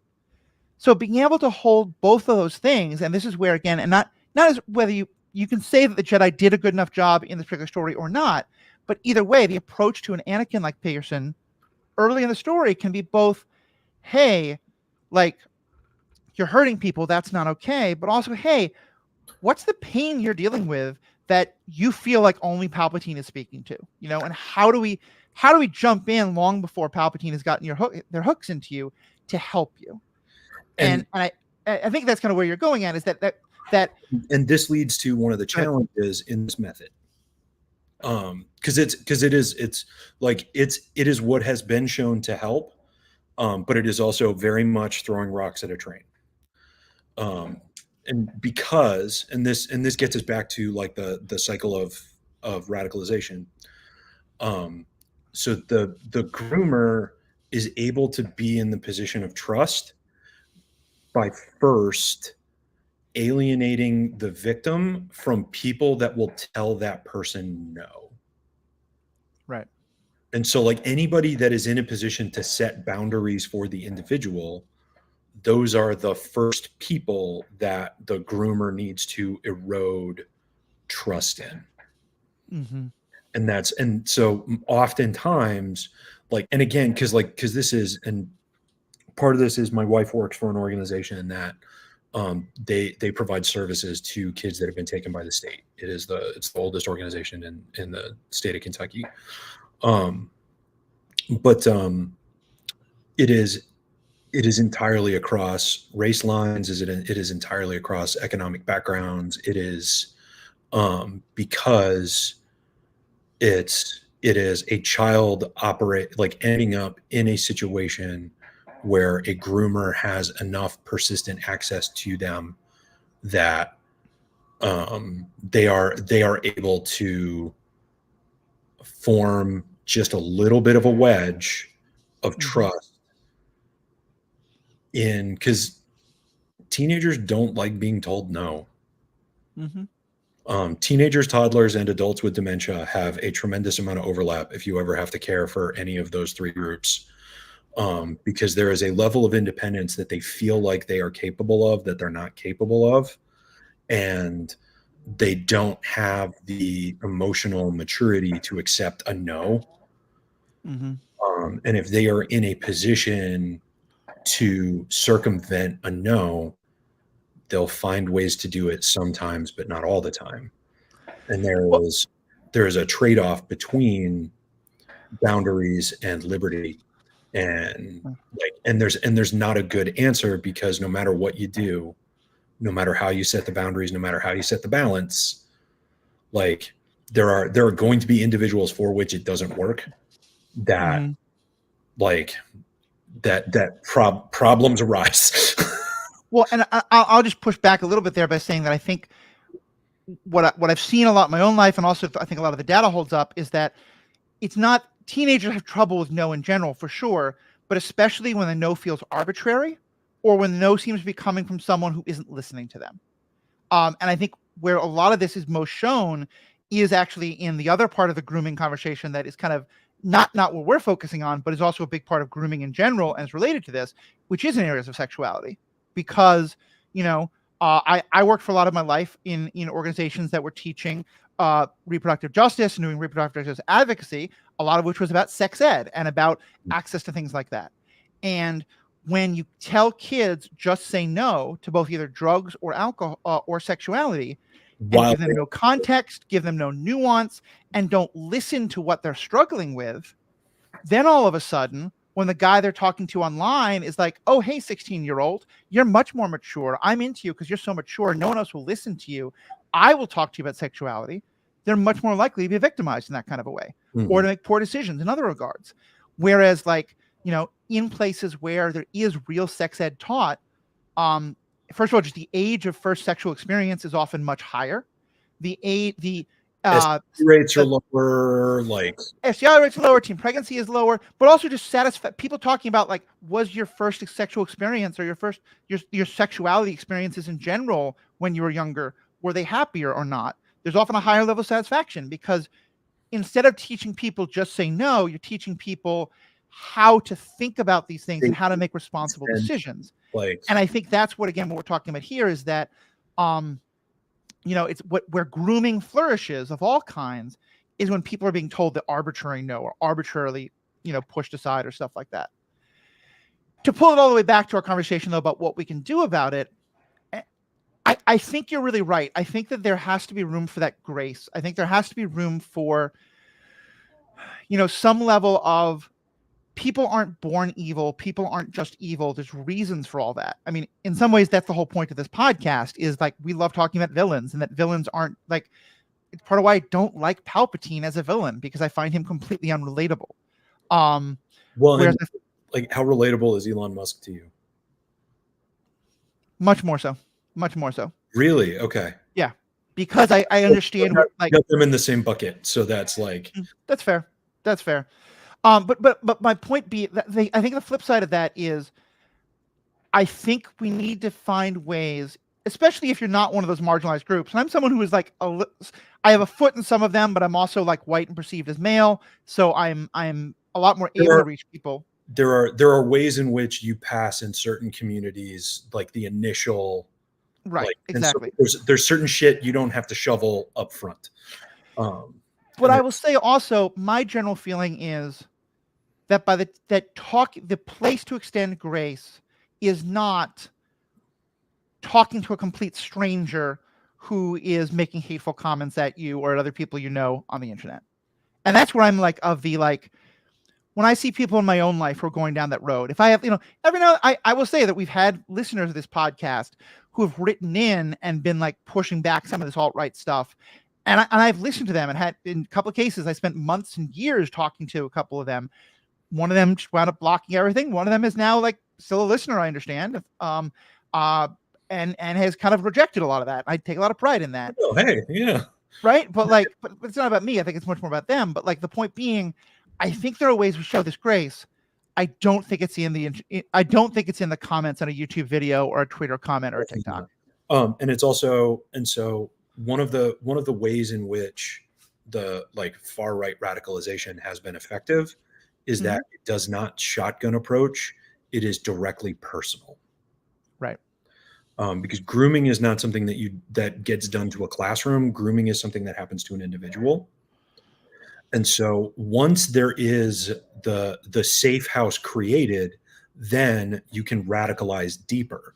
But getting the person into the safe house is deeply direct and personal.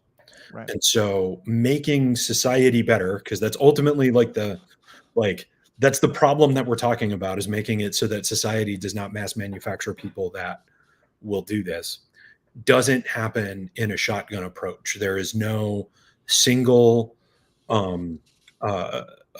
type of content, immediate act. There's nothing that can be done that will cast like a net and drag people out of the funnel leading to the pipeline.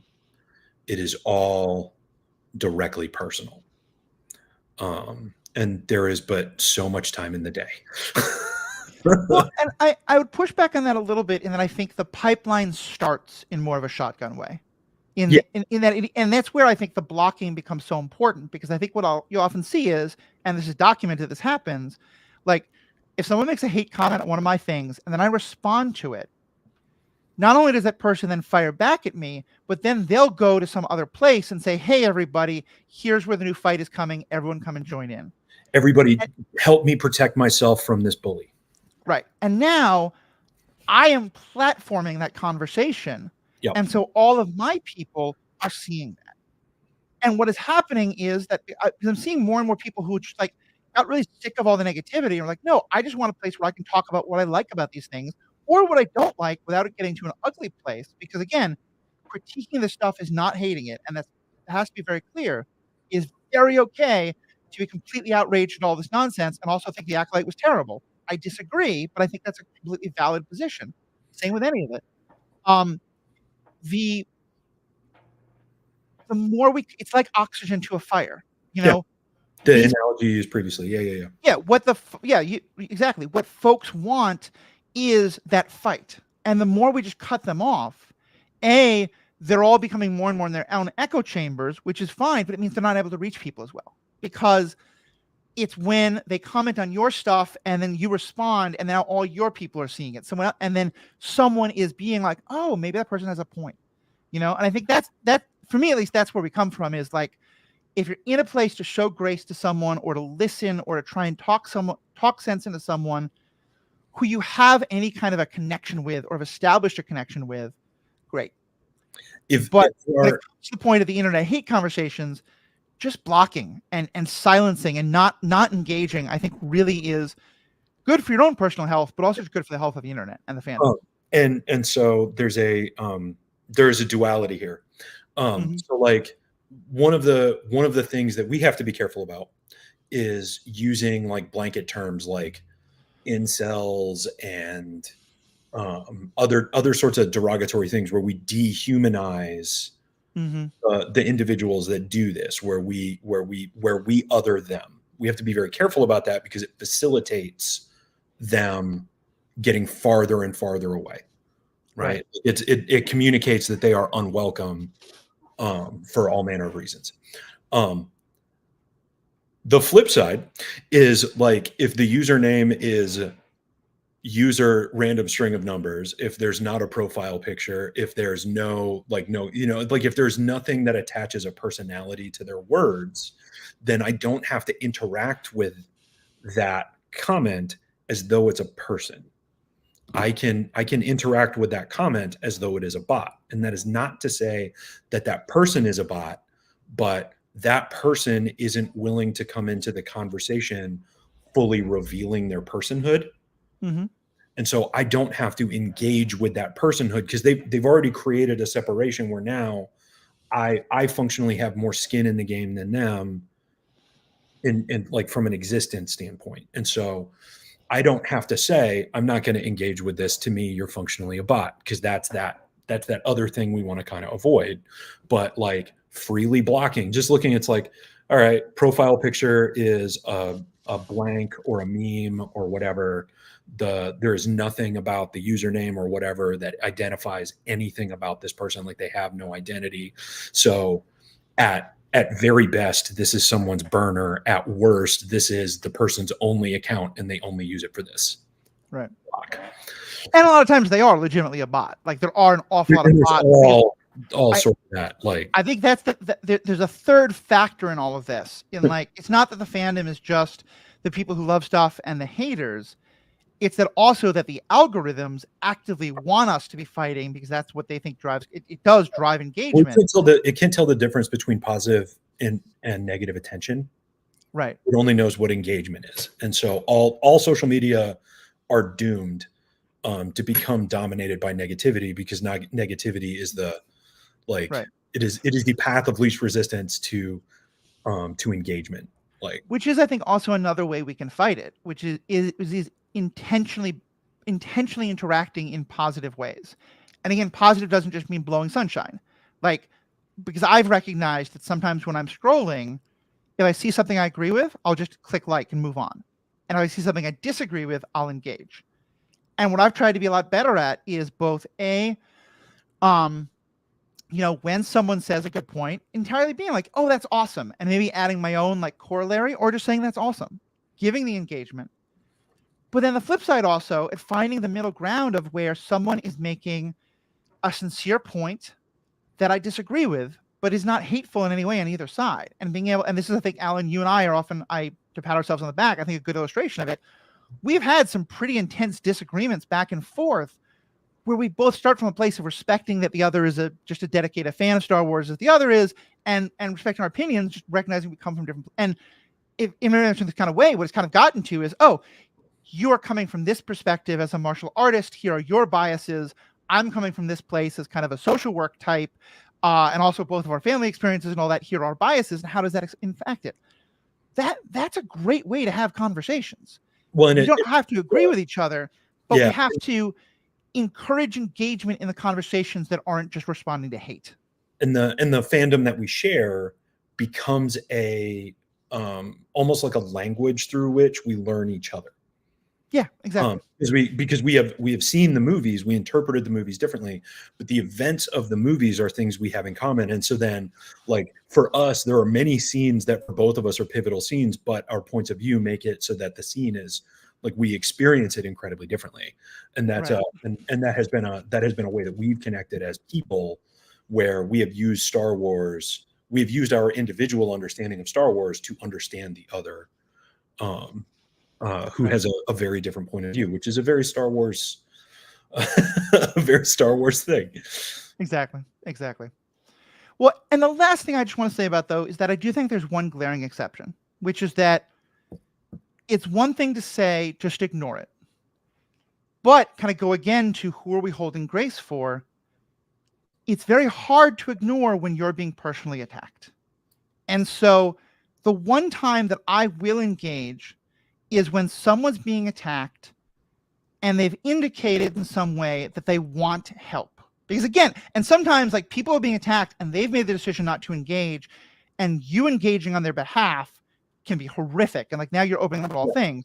It makes it what worse. I'm always looking for when someone has said like, hey folks, like I'm getting all these attacks, can you please help push back on this? Because like I'll say for myself, when other people make ableist comments on things, it hits me, as a disabled person. And it's not easy for me to just block and ignore. And so when I see people engaging with them and calling it out and being like, no, that's not okay, I feel a lot better.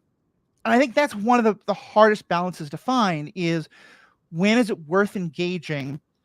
And that's where I think also, again, the sideways engagement, where you're not talking to the person. And you can often even just like block and still respond to their comment or respond to the comment first and then block. But you say something like, look, I'm not going to acknowledge this person because their comments are unacceptable. Engage with the hate, but make very clear. And then if they respond, you just block entirely, but you still can. The point being, it's not easy. There's not a firm line, but like, these are all things to keep in mind. And there's not an answer that doesn't come without the possibility of it going wrong. And so as an example, right? So like, let's say there's a creator that they're getting swamped with personal attacks and vitriol and other stuff. And so they send out the call for aid. Mm-hmm. And that call for aid could look like, I have to take a break from my comment section. If you see stuff that needs to be reported, could you report it? I would appreciate it. And then that can be an action. One of the other things, so we teach a bully prevention. Let me just focus on that also. Reporting does matter. Yes, and that's often that's a way to kind of engage without engaging. And sometimes I will say like, you've been reported, and just not respond in any other way, but just let them know. But even if I don't, because I can open up more things, reporting them, like I wish Facebook and TikTok and Twitter were a lot more active. But there is at least some regard of it. And the more that's built up a record of people mass reporting, things do get listened to eventually. And reporting, generally speaking, is automated systems rather than like moderated systems. And so like it's important to keep in mind as creators and as people that interact, like when you report things, it functionally goes into an algorithm that then looks at the statement, and then the algorithm makes a judgment. But if a large number of people report something, then the algorithm like gets more attention on it, and it's like, oh well, a lot of people agree on this, and that is where like the report bombing has happened to a number of creators, but also like that's what will then a moderator will come in and evaluate things as well. Like if something gets mass reported, then that's one of the ways that a human eyeball will see something. Mm-hmm. There's a story from a journalist that is it okay if I use the term for Germans of the 30s and 40s? Is from a historical context, not a derogatory context. Oh, you mean the political party? Correct. Yeah, say Yahtzees. All right, Yahtzees, got it. I can do that. All right, so there's a journalist that I can't remember if he was working for Rolling Stone or Playboy or whoever, but wrote a story about visiting a pub in Great Britain. And the title of the story was "How to Not Become a Yahtzee Bar." And so he was traveling for a story. He was sitting at the bar, just sort of taking in, and it was just, it was a small public house. There's a lot of those. And now there was a guy that came in, sat, kind of kept to himself at the side of the bar, ordered a pint, and was just sitting there, and like iron crosses and some other very obvious regalia. And the bartender served him his pint, took his money, pointed a bat at him, and said, "Finish it and never come back." And the guy did that. And the journalist was like, I mean, like, he didn't say anything. He didn't do anything. He was just sitting there. Like he was just keeping to himself. And the bartender goes, "See, that's how it starts. There'll be one person and they'll keep to themselves for a little while. And then one day they'll start to get to know people a little bit. They'll buy a couple of rounds and everybody will think, well, he's not too bad.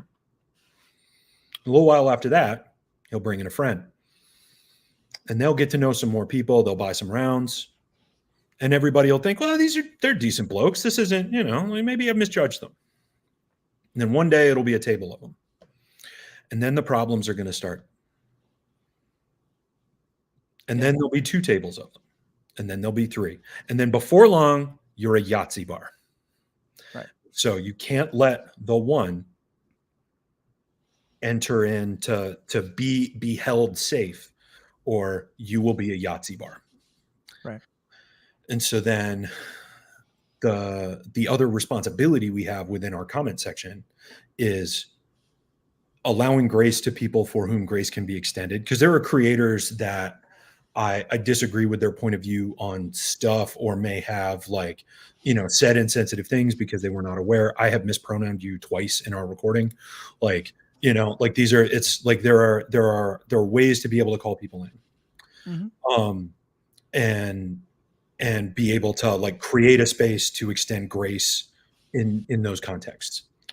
There is also the ability to show people the door, because there is a balance to be struck between offering grace and creating a space for people to be safe. And right. So because asking someone from a community that is directly threatened to feel safe with someone out of a worldview or whatever that despises them that's not a fair exchange.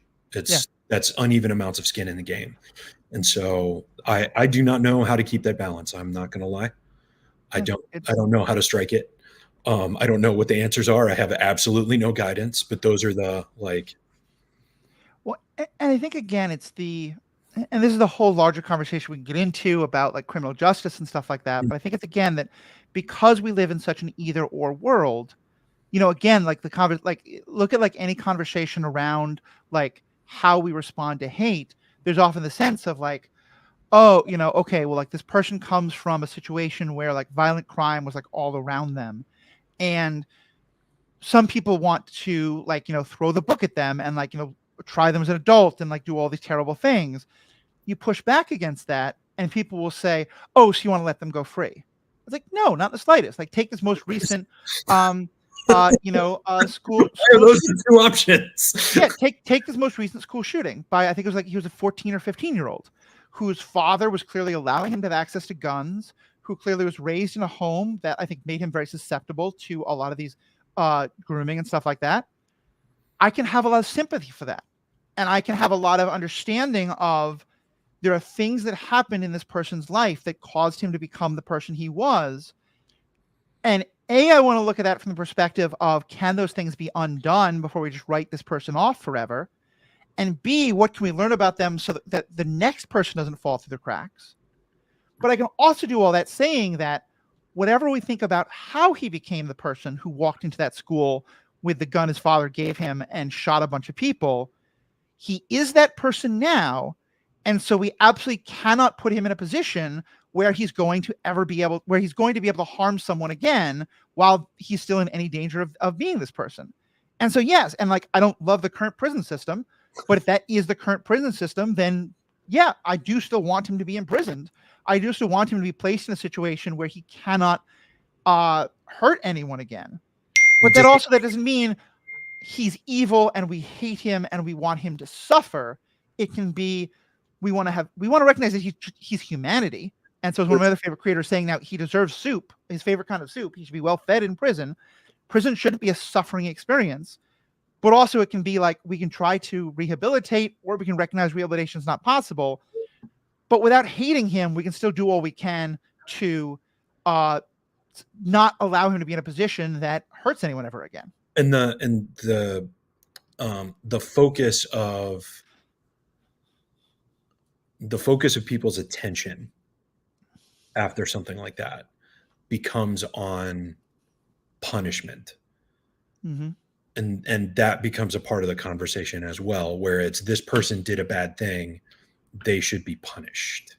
Right. And I know both of us are fully aware and agree that it's not that punishment is irrelevant, but that in many, many ways, having a justice system that is focused on punishment creates, it's not a deterrent in the slightest. Like it doesn't work as a deterrent, so it doesn't prevent anything, and it doesn't produce people that have an existence after they have served any kind of debt to the community. Like a punishment focused mindset is very, like, it's very limiting, but people want to see consequences and people want to see immediate consequences. And that's one of the things that happens in comment sections. Like, well, and to pull it, yeah, because that's the thing is like, they want to punish us because in their mind, we are hurting Star Wars, hurting society by liking stuff, but then we want to punish them. And we want them to suffer. They were a jerk. Right. Like, well, and here we've gone on a while and I want to wrap this up. Yeah. So I'm going to pull this back to Anakin. The Tuskens kidnapping Anakin's mother, torturing her to death, is by no means an okay thing to do. And we can bring in all the analysis that other parts of Star Wars have shown us about how the Tuskens are very much kind of like an indigenous community who's been really badly treated by colonizers, and that we can have a lot of sympathy for their community. But we can also recognize that the individual Tuskens who did this thing did a really horrible thing, and some kind of response should happen. But what Anakin does is, first of all, to take something that happens all the time, blaming an individual act by individuals in a group on the whole group. And then what he does exactly what we're talking about. He acts out of his hate. And so he kills the women, the children, and he tells himself they're all animals. Imagine if the flip side had happened. Imagine if he had felt, and you can say this is his fault, or you can say it's the Jedi's fault for not making him feel safe, whatever it is. Imagine if he'd gone to Obi-Wan and said, Obi-Wan, this terrible thing has happened. First of all, the first thing Obi-Wan should do is go, okay, you're going to be having some strong feelings. We're going to help give you a place to process it and not just tell you, like, emotions, there's only peace. But second of all, he's probably going to say, a terrible act has been committed. I'm going to get some of the Jedi who are not personally, emotionally invested in what happened to Shmi Skywalker together to go and investigate and find out who are the people responsible and, get them off the street, put them in a place where they're no longer able to do harm. Appropriate consequences. Measured appropriate response is another phrase I really like. Right, exactly. But Anakin doesn't do that. Instead, Anakin goes to this place, and I think Anakin's a perfect example of what we're talking about. And to me, that's part of why I love Star Wars from a very young age. And we're going to get into a whole other topic here, so I'm going to throw this out. That you respond to any of this, and then we'll wrap up. But go more into it. Actually, no, this is going to be our bonus content. So we'll talk more about this, but I'll just bait the hook here. One of the most seminal events of my childhood ongoing was watching my parents fight. And there was a lot of drinking involved on both sides. And there was just a lot of anger and resentment built up between the two of them and each other, to the point where I was often kind of playing mediator, but more importantly, I would hear my mother say A, and then see that my father was afraid of B. And so in his head, he would translate what she said into what he feared. And then he would say something back, and she would do the same thing, on and on and on. And so as a kid, this idea of you can have very valid feelings, but anger can lead to hate, hate can lead, I was still just in the original movie, so it wasn't that quote, but just that idea, that's exactly what I saw in my family. I saw these people who were decent, good, loving people, but were acting out of their own anger and resentment and hurt, to the point that they were dehumanizing the other person in the relationship. And I also saw that happening in politics in the world around me. And that's what I was always drawn to. And I think that that's forever going to be, I think, one of the most important lessons of Star Wars.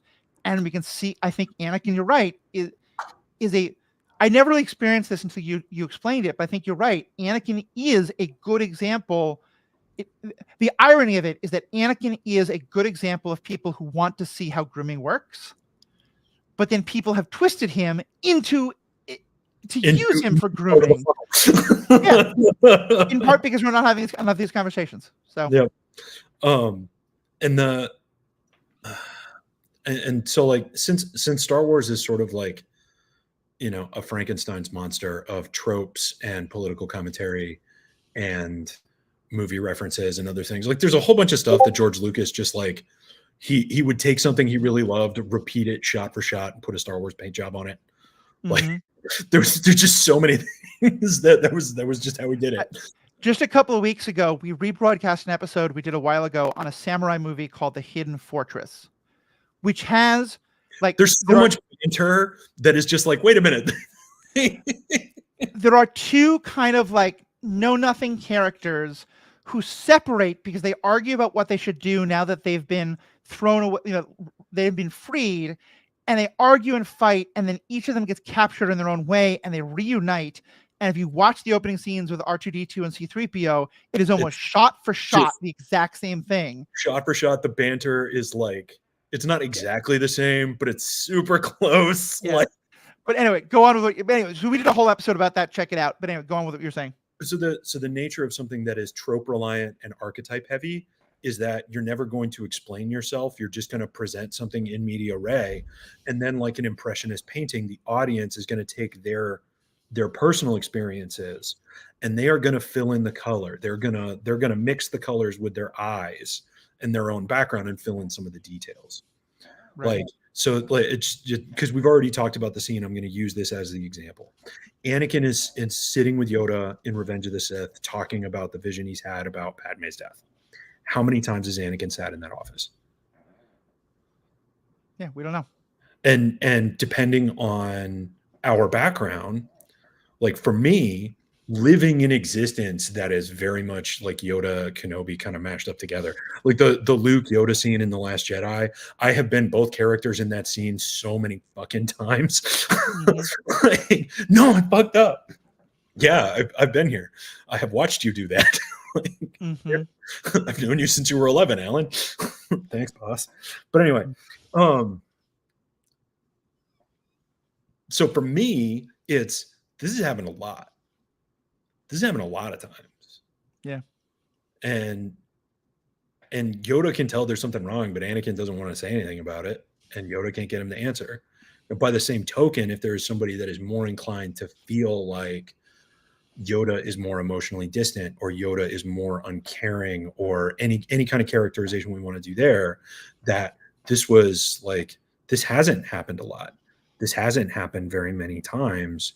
And this was Anakin's break glass in case of emergency. And the fire extinguisher didn't work. It was not in good repair. And the movie supports both of those interpretations. Yeah.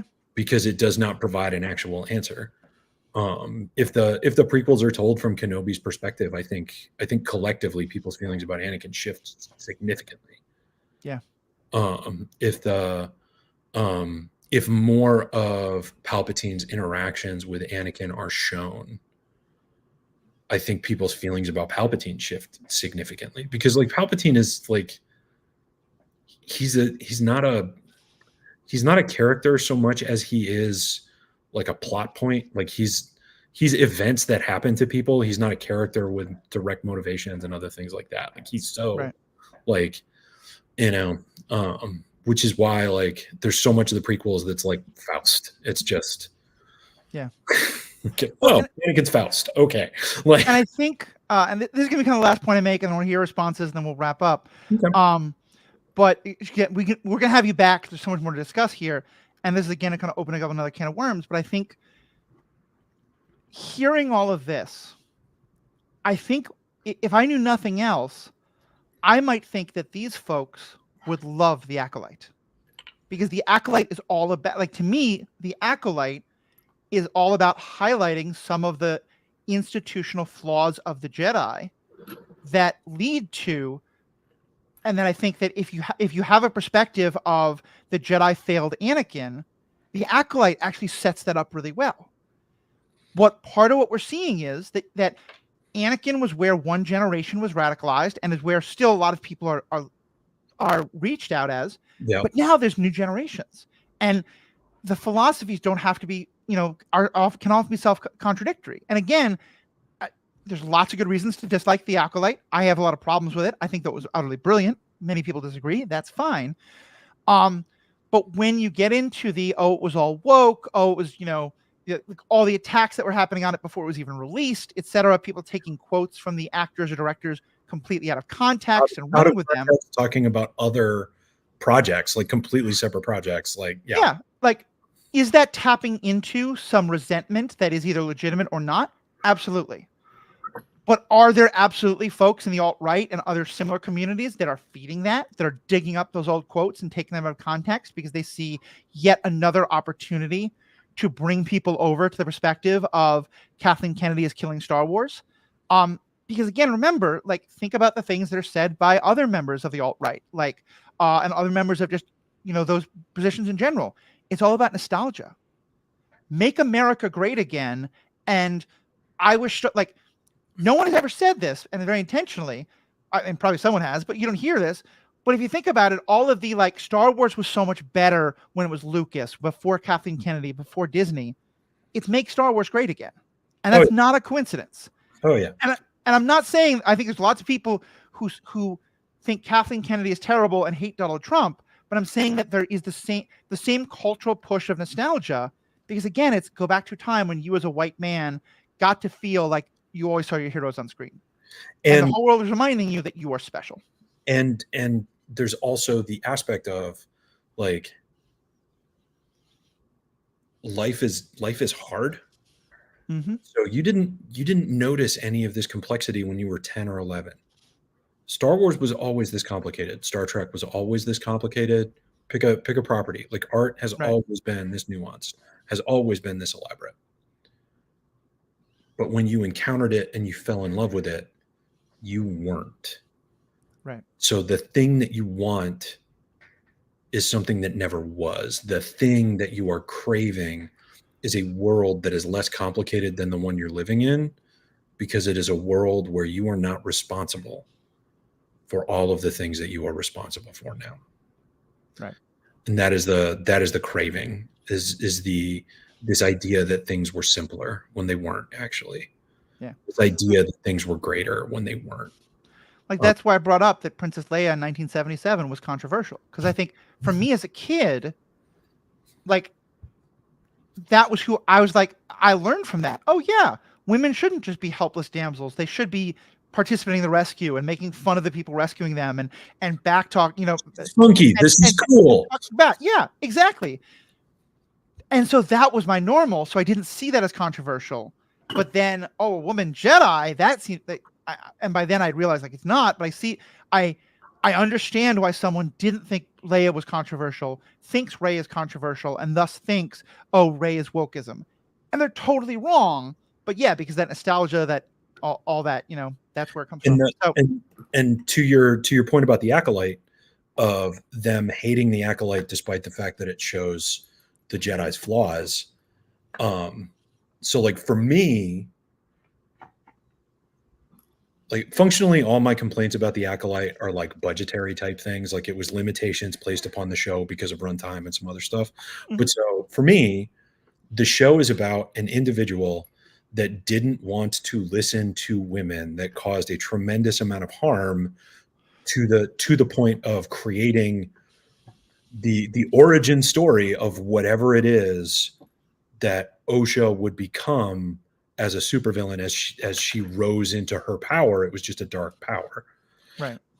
And for the group that we are talking about, the idea of a woman being stepped on and put down, rising into her power being a power of violence and enacting it against a man, is why that's why it doesn't matter that it's like, oh, the Jedi were flawed. Well, the Jedi Council told them to do the right thing, and the woman Jedi, who I will love Carrie Ann Moss for my entire life, just my entire life, and who was like actually understood non-attachment and recommended doing the correct things and everything else. That person was ignored by the dude who then committed a tremendous amount of violence because the dude didn't want to listen to women.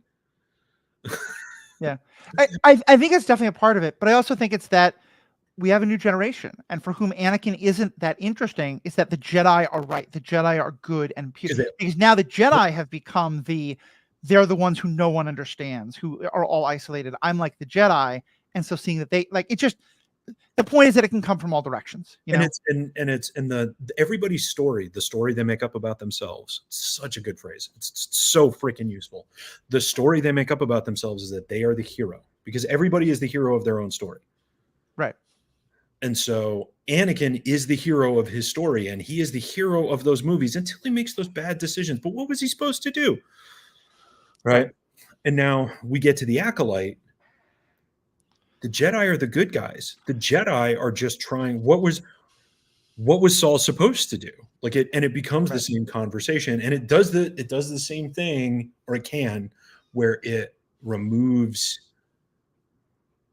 agency from a character to facilitate converting insecurity into anger. And so then taking that bad feeling, and instead of learning how to process it, pointing it at people and making the world a slightly more miserable place. Right. That's interesting, because I have a very different reading of that, but we'll save that for another conversation. This has been fantastic, though. Obviously, we're kind of this hits on the tendrils of so many different things. We'll definitely have you back.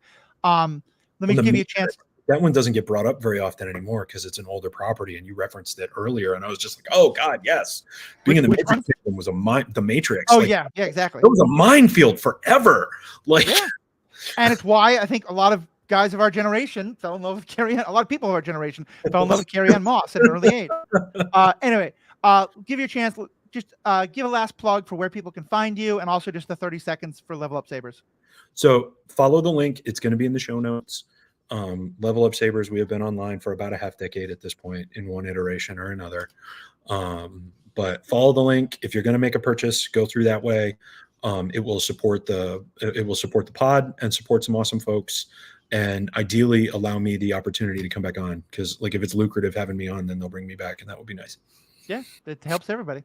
Well, thank you, Alan, so much. It's been great having you. Please, everyone, check out the link. This is going to be going in October. We're a ways away from holiday season, but it's not too early to start thinking about, who in your life might like a lightsaber under their tree or under their menorah, or for whatever winter holiday is coming up, or just My favorite for yourself. holiday is Tuesday. Yeah, if you've ever thought if you're gonna give a holiday bonus, or just worked on well, or works not, you need get yourself a lightsaber. I love mine. I judge a lot of Star Wars. The card game, Star Wars Unlimited. I'm a judge for. I'm gonna run a lot of these tournaments. I've started taking Alan's saber and taking off the blade, so it's just the hilt, and attaching the hilt to my side while I'm in my judge uniform, just to kind of remind people, like, if you try getting caught cheating, there's some real consequences on the line. I'm not going to cut anyone with a lightsaber, don't worry. But yeah, check all that out. Think about becoming a member. You get bonus content at the end of episodes. We will have it, even though this episode's been very long. It might be turned into 2 episodes. We'll see. But no, our fault. This is a great topic. You get bonus content, you get free bonus episodes, our book club, and you get ad-free content, and you just get to help support the podcast. So please think about that. All the information in the show notes. I'm going to have myself, Master Alan, Alex, Aaron, all the great people involved in this podcast. We have spoken. This is the way. Exactly. All right, welcome back. The bonus content is going to be kept very short because I've kept Alan here for more than 2 hours. I need some food. He probably has similar things. That was bonus content. Okay, I misunderstood. All right, we're good. We're going. That's good. All right, let's go. I'm good. So the only question we're going to ask, and again, this could be much longer, but we'll just kind of go over it briefly. Let's talk about our own personal biases. Like, I was trying to talk about my family and stuff like that. And talk about, for you, either as a martial artist or as other parts of you that you feel like, because I don't think biases are bad. I just think we have to name them. What are the ways in which all these conversations affect you yourself, and what you bring of that into these conversations? All right, so martial arts first, and this is prequels Anakin, because my interaction with prequels Anakin and my interaction with original trilogy Anakin are connected but separate. All right, so for anybody that has not thought about this, the COVID was one of the worst things to happen to the martial arts industry since the Great Recession. The Great Recession of the early 2000s captured the lives of like 1 in 4, 1 in 5 martial arts schools. COVID was worse, significantly so. And so the only time in my life that my instructor and I have had like legitimate conversations about whether or not we're going to hang it up and just like be done with the dojo. The only time in my life those conversations happened, and in the first year of COVID, we had 6 of them. Yeah. And so like the door that is 8 feet to my left has letters on it that were put there in July of 93. And that has been the door that I have been coming into for this physical location since October of 93. I became an instructor here. That was my high school job. I went to college. It was okay. I became a full-time instructor, and then this is my craft, and it has been since, the early aughts, since before the Great Recession, which was an awesome time to be in the martial arts industry. And so I went from minimal gray in my beard to significant gray in my beard in a period of about 3 weeks. I went from nothing to a ton in about 3 weeks during COVID, because I was so worried, so afraid that there was going to be the day that the dojo just died, that it was just over. Anakin Skywalker is a martial arts student who found out that he is not a black belt yet, or for preference, not a master yet. And in martial arts tropes and martial arts, whatever, when someone wants to be a master, is told they're not a master, and then gets significantly upset about it, it exists to show you that they're not ready yet. It exists to show you that their instructors are right about them. And that doesn't mean that they're never going to be a master. It doesn't mean that they're never going to be a black belt or whatever, because those are 2 different things. But it exists to show you that their instructors were right. Right. They're not yet. And so that happens, which is just like, oh, okay, I've seen a bunch of this movie. In Kung Fu Panda, he's named Tai Lung. There are a lot that's the oldest martial arts villain trope, is Yeah. the guy that wanted to be a master but then didn't get it, and so then uses his powers for evil and becomes the greatest supervillain ever. And then the protagonist is a martial artist that's like kind of got it together but hasn't ever, like, they had promise, they had something there, they never got it all together, and they have to, through the process of understanding themselves, unlock their full ability to be a martial artist in order to defeat this person that is using the system for evil and terror. It's the oldest martial arts story, because it's Right. like, it never gets old. I will watch all of them. Like, people that are into horror movies where it's just like, oh no, this is the one where there's a killer with a knife, and they never get old. Or like, oh no, the house is evil. Like, there's certain tropes that people are just like, oh yeah, this is a movie where the house is evil, I'm in. Like, oh, this is a movie where the villain is the master that was told he wasn't a master yet. You know, like the thing. I'm in. I'm ready. This is going to be great. Because the hero's journey in that story is about somebody letting go of some of their attachments that were holding them back from being a better martial artist and a better teacher and all that kind of stuff, to then overcome someone that is studying the same path but used it for evil. Right. Now, Anakin not only does that, but then he enters into the dojo in a kids class. And the students of the dojo, who, if you're going to be a master, they're your students too. Like, you are a student of the dojo, but you are a senior student to them. So they are also your students. These students look at him entering into the dojo. They believe he is there to help them. They believe he is there to figure out how to save the day. And instead of saving the day, not only does he commit incredible atrocities upon them, he also makes it so that the dojo, the place of the way, burns, and it can never help anybody else ever again. Right. Yeah, no, I can see where all that would come from. And to me, this is what I love, because I have such a different journey with him. And for me, it does start very much with the original movies, because... Oh, well, so the original movies is a whole nother, that's his last words. George Lucas was not kind to Anakin with Anakin's last words. They're not good last words. Well, again, because I think that it talks about where we each come from. For me, I watched the original movies at a time that I had an incredibly troubled relationship with my father. And one in which, and I still have a very troubled relationship with my father, and I still have a lot of, like, there's a lot of wounds that, don't heal. And that's a whole other story. But part of what I saw happening, again, as like a 14, 15-year-old, is my father leaving my mother, who I didn't have the words for it, but I already knew she was mentally ill in the same ways that I was.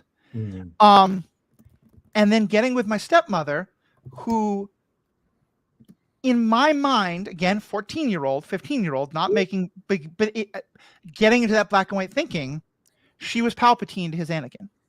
Because I thought he had been because he became a lot colder, a lot more kind of capitalist focused, a lot more like, and I think in part of ways because he had been like really hurting himself, staying with my mother in a lot of ways, and he was reacting to that. And I think there's also there's a very complicated situation that there's aspects of it as an adult that you look back, and there's aspects of their dynamic that you weren't aware of as a teenager. And I've put a couple of therapists' kids through college talking about all of that. But the point was, so I had a lot of the idea that the father figure could be rescued, could be pulled back to the good side, was very much a story that I had. It's a super good story. Such a powerful story. I can save him. I can fix him. And by the time the prequels came out, I had kind of learned that wasn't possible with my dad, and so I had a lot of anger about him. And at first, I hated them because I didn't want to have any sympathy whatsoever for Anakin. And I've come to believe that Hayden Christensen is a much better actor. I just think he was given bad dialogue and bad direction. But putting all that aside, I then came to see Anakin in a very different light when I started to realize that part of my biggest problems in high school had been that I was autistic, I had ADHD, and I was living in a world that was telling me both my family was doing this, but also just kind of my school and my society, just don't feel these things. Don't think about your feelings as much. Men don't go to therapy. Don't think about that. But also, like, you just don't have these strong emotions. Get yourself under control. Be a real man. And so I wound up having incredible sympathy for Anakin as the person who had all these feelings and wasn't given them a place to control them. So, for example, when you said Anakin's been in Yoda's office many times, My first thought was, of course not. That's completely ridiculous. That's the first time he's ever walked in. And you're right. The text doesn't tell either one of us we're right. No, it We doesn't. both bring our own perspectives and biases into it. And I think this is where, I think one of the most important things fandom has done is been to reject the idea of the perfectly objective reading of the text. We're always going to bring I'm very postmodernist in this. We're always going to bring our own biases into it, our own viewpoints. And that's what I think the conversation is, because there is no one right reading of Anakin. There's no one right reading of the Jedi. The question is, what do we learn about ourselves and what do we learn about others, and how do we deal with that? And how do we recognize the damage that's being done by some people's reading of it, and where do we go from that? And now, so OT. Right? Yeah. Original trilogy. All right. So OT. Now, my parents, I'm trying to think how to talk about this without all right.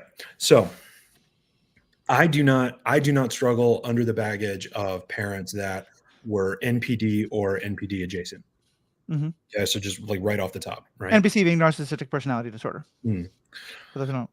There's certain buzzwords that it's just all right, if I'm going to say, because especially talking about Anakin, sometimes people toss around sociopath and psychopath without thinking about antisocial personality disorder and some of this other stuff. And there's somebody that did a video that was really popular about Anakin fitting the diagnosis criteria for borderline personality disorder. I think he fits the criteria for antisocial personality disorder better, but whatever. But so having not lived in the circumstance of NPD, but having watched numerous people need to figure out how to navigate a world in which they will never be able to get the apology from their parents that they probably deserve for things that their parents did.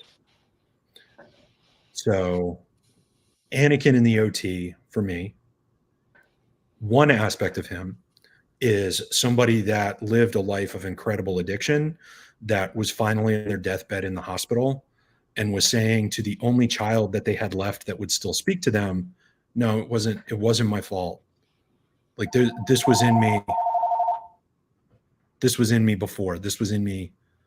I could have always been this. There was still good in me. Tell your sister there was still good in me. Tell her, I need her to know that you were right about me. I need her to know that I wasn't just an addict, because there's still this the shame cycle thing, right? And then there's also tell your sister you were right about me. The sister that I have personally attempted to kill multiple times, that I personally tortured, tell her you were right. Tell her there was good in me. Not tell her I'm sorry. Not tell her, I wish I had been better or I had been different. Not like anything that would actually be an apology. Because tell your sister you were right about me is not an apology. That's not even an acknowledgement that you did anything wrong. Not even remotely. See, and this is fascinating again, because I think we come from a different perspective. I would completely disagree with that reading of that scene, because to me, it's exactly what he should be saying, because exactly what I always wanted to hear from my father. I wanted my father to say that I was right and he was wrong, and I wanted him to tell my sister that, because my sister and I have always disagreed about how my father treated me. And so, yeah. And again, I think your reading is totally valid. I think that I have a very different reading of it, but that's both of us coming from our family perspectives and stuff. That makes sense. But and these are all things, right? Because one of the messages of Anakin's story from the original trilogy is it's never too late to do the right thing. You can do the right thing, even if it's been a really long time since you've done the right thing. You can do the right thing. Ideally, maybe do it before your deathbed. Maybe learn from that example and do it before that. Maybe say I'm sorry, even one time. Yeah. Ever. That becomes an interesting thing when you rewatch, is look for times where Anakin says I'm sorry directly. If he says I'm sorry without an excuse, without a caveat, just if you've never done that, that is a worthy exercise to gain some insight into how some people interact with that character. Yeah. Um, If you take a shot every time he does that, you'll be pretty sober by the end. No worries. I don't know that you will drink at all. Yeah. Because most of the time he doesn't, his character isn't given the line, "I'm sorry," or "I did the wrong thing," or anything like that. He'll say, "You're right," or something else. Like there won't be Right. there's not direct personal acknowledgement of how his actions or choices affected people. And if you include the animated, it kind of makes it worse. Mhm. And that becomes something that some people, if you lived in a world where men don't say "I'm sorry," they do things that are adjacent to it, it doesn't necessarily seem that out of place because it's how you're used to people behaving. If it is something that you never got to hear from someone that caused you a lot of pain, it's something you notice more. And that becomes a part of it as well. So it's just like there's so many things about that character that we have to fill in so many gaps. Yeah. When we watch the movies, watch the animated, read the canon properties, read the non-canon properties, like even with all of that, we have to fill in so many gaps. Yeah. And they all come out of our own experiences. There's a famous line in theology. I think it's from Reinhold Niebuhr, but I'm not positive. It says that God is a mirror, and the idea being that like it's very, and the idea is that God shouldn't be a mirror, but it's very easy for it to be that, and that so therefore, if you think that you are right and good, you will see in God all the things that are right and good about you. If you hate a certain kind of people or you're afraid of them, you will see a God that hates and fears those kind of people. Like, and that part of the challenge is to get past that. And what phrase I used in our conversation is Anakin is a mirror, because I think he's written in a way and acted in a way that I think is very left open, like, and that a lot of people can put a lot on him. And that's what I think this whole conversation is about. So, Alan, thank you so much. This has been a fantastic conversation. To our members stuck through this all this time, thank you all so much. We have spoken. This is the way.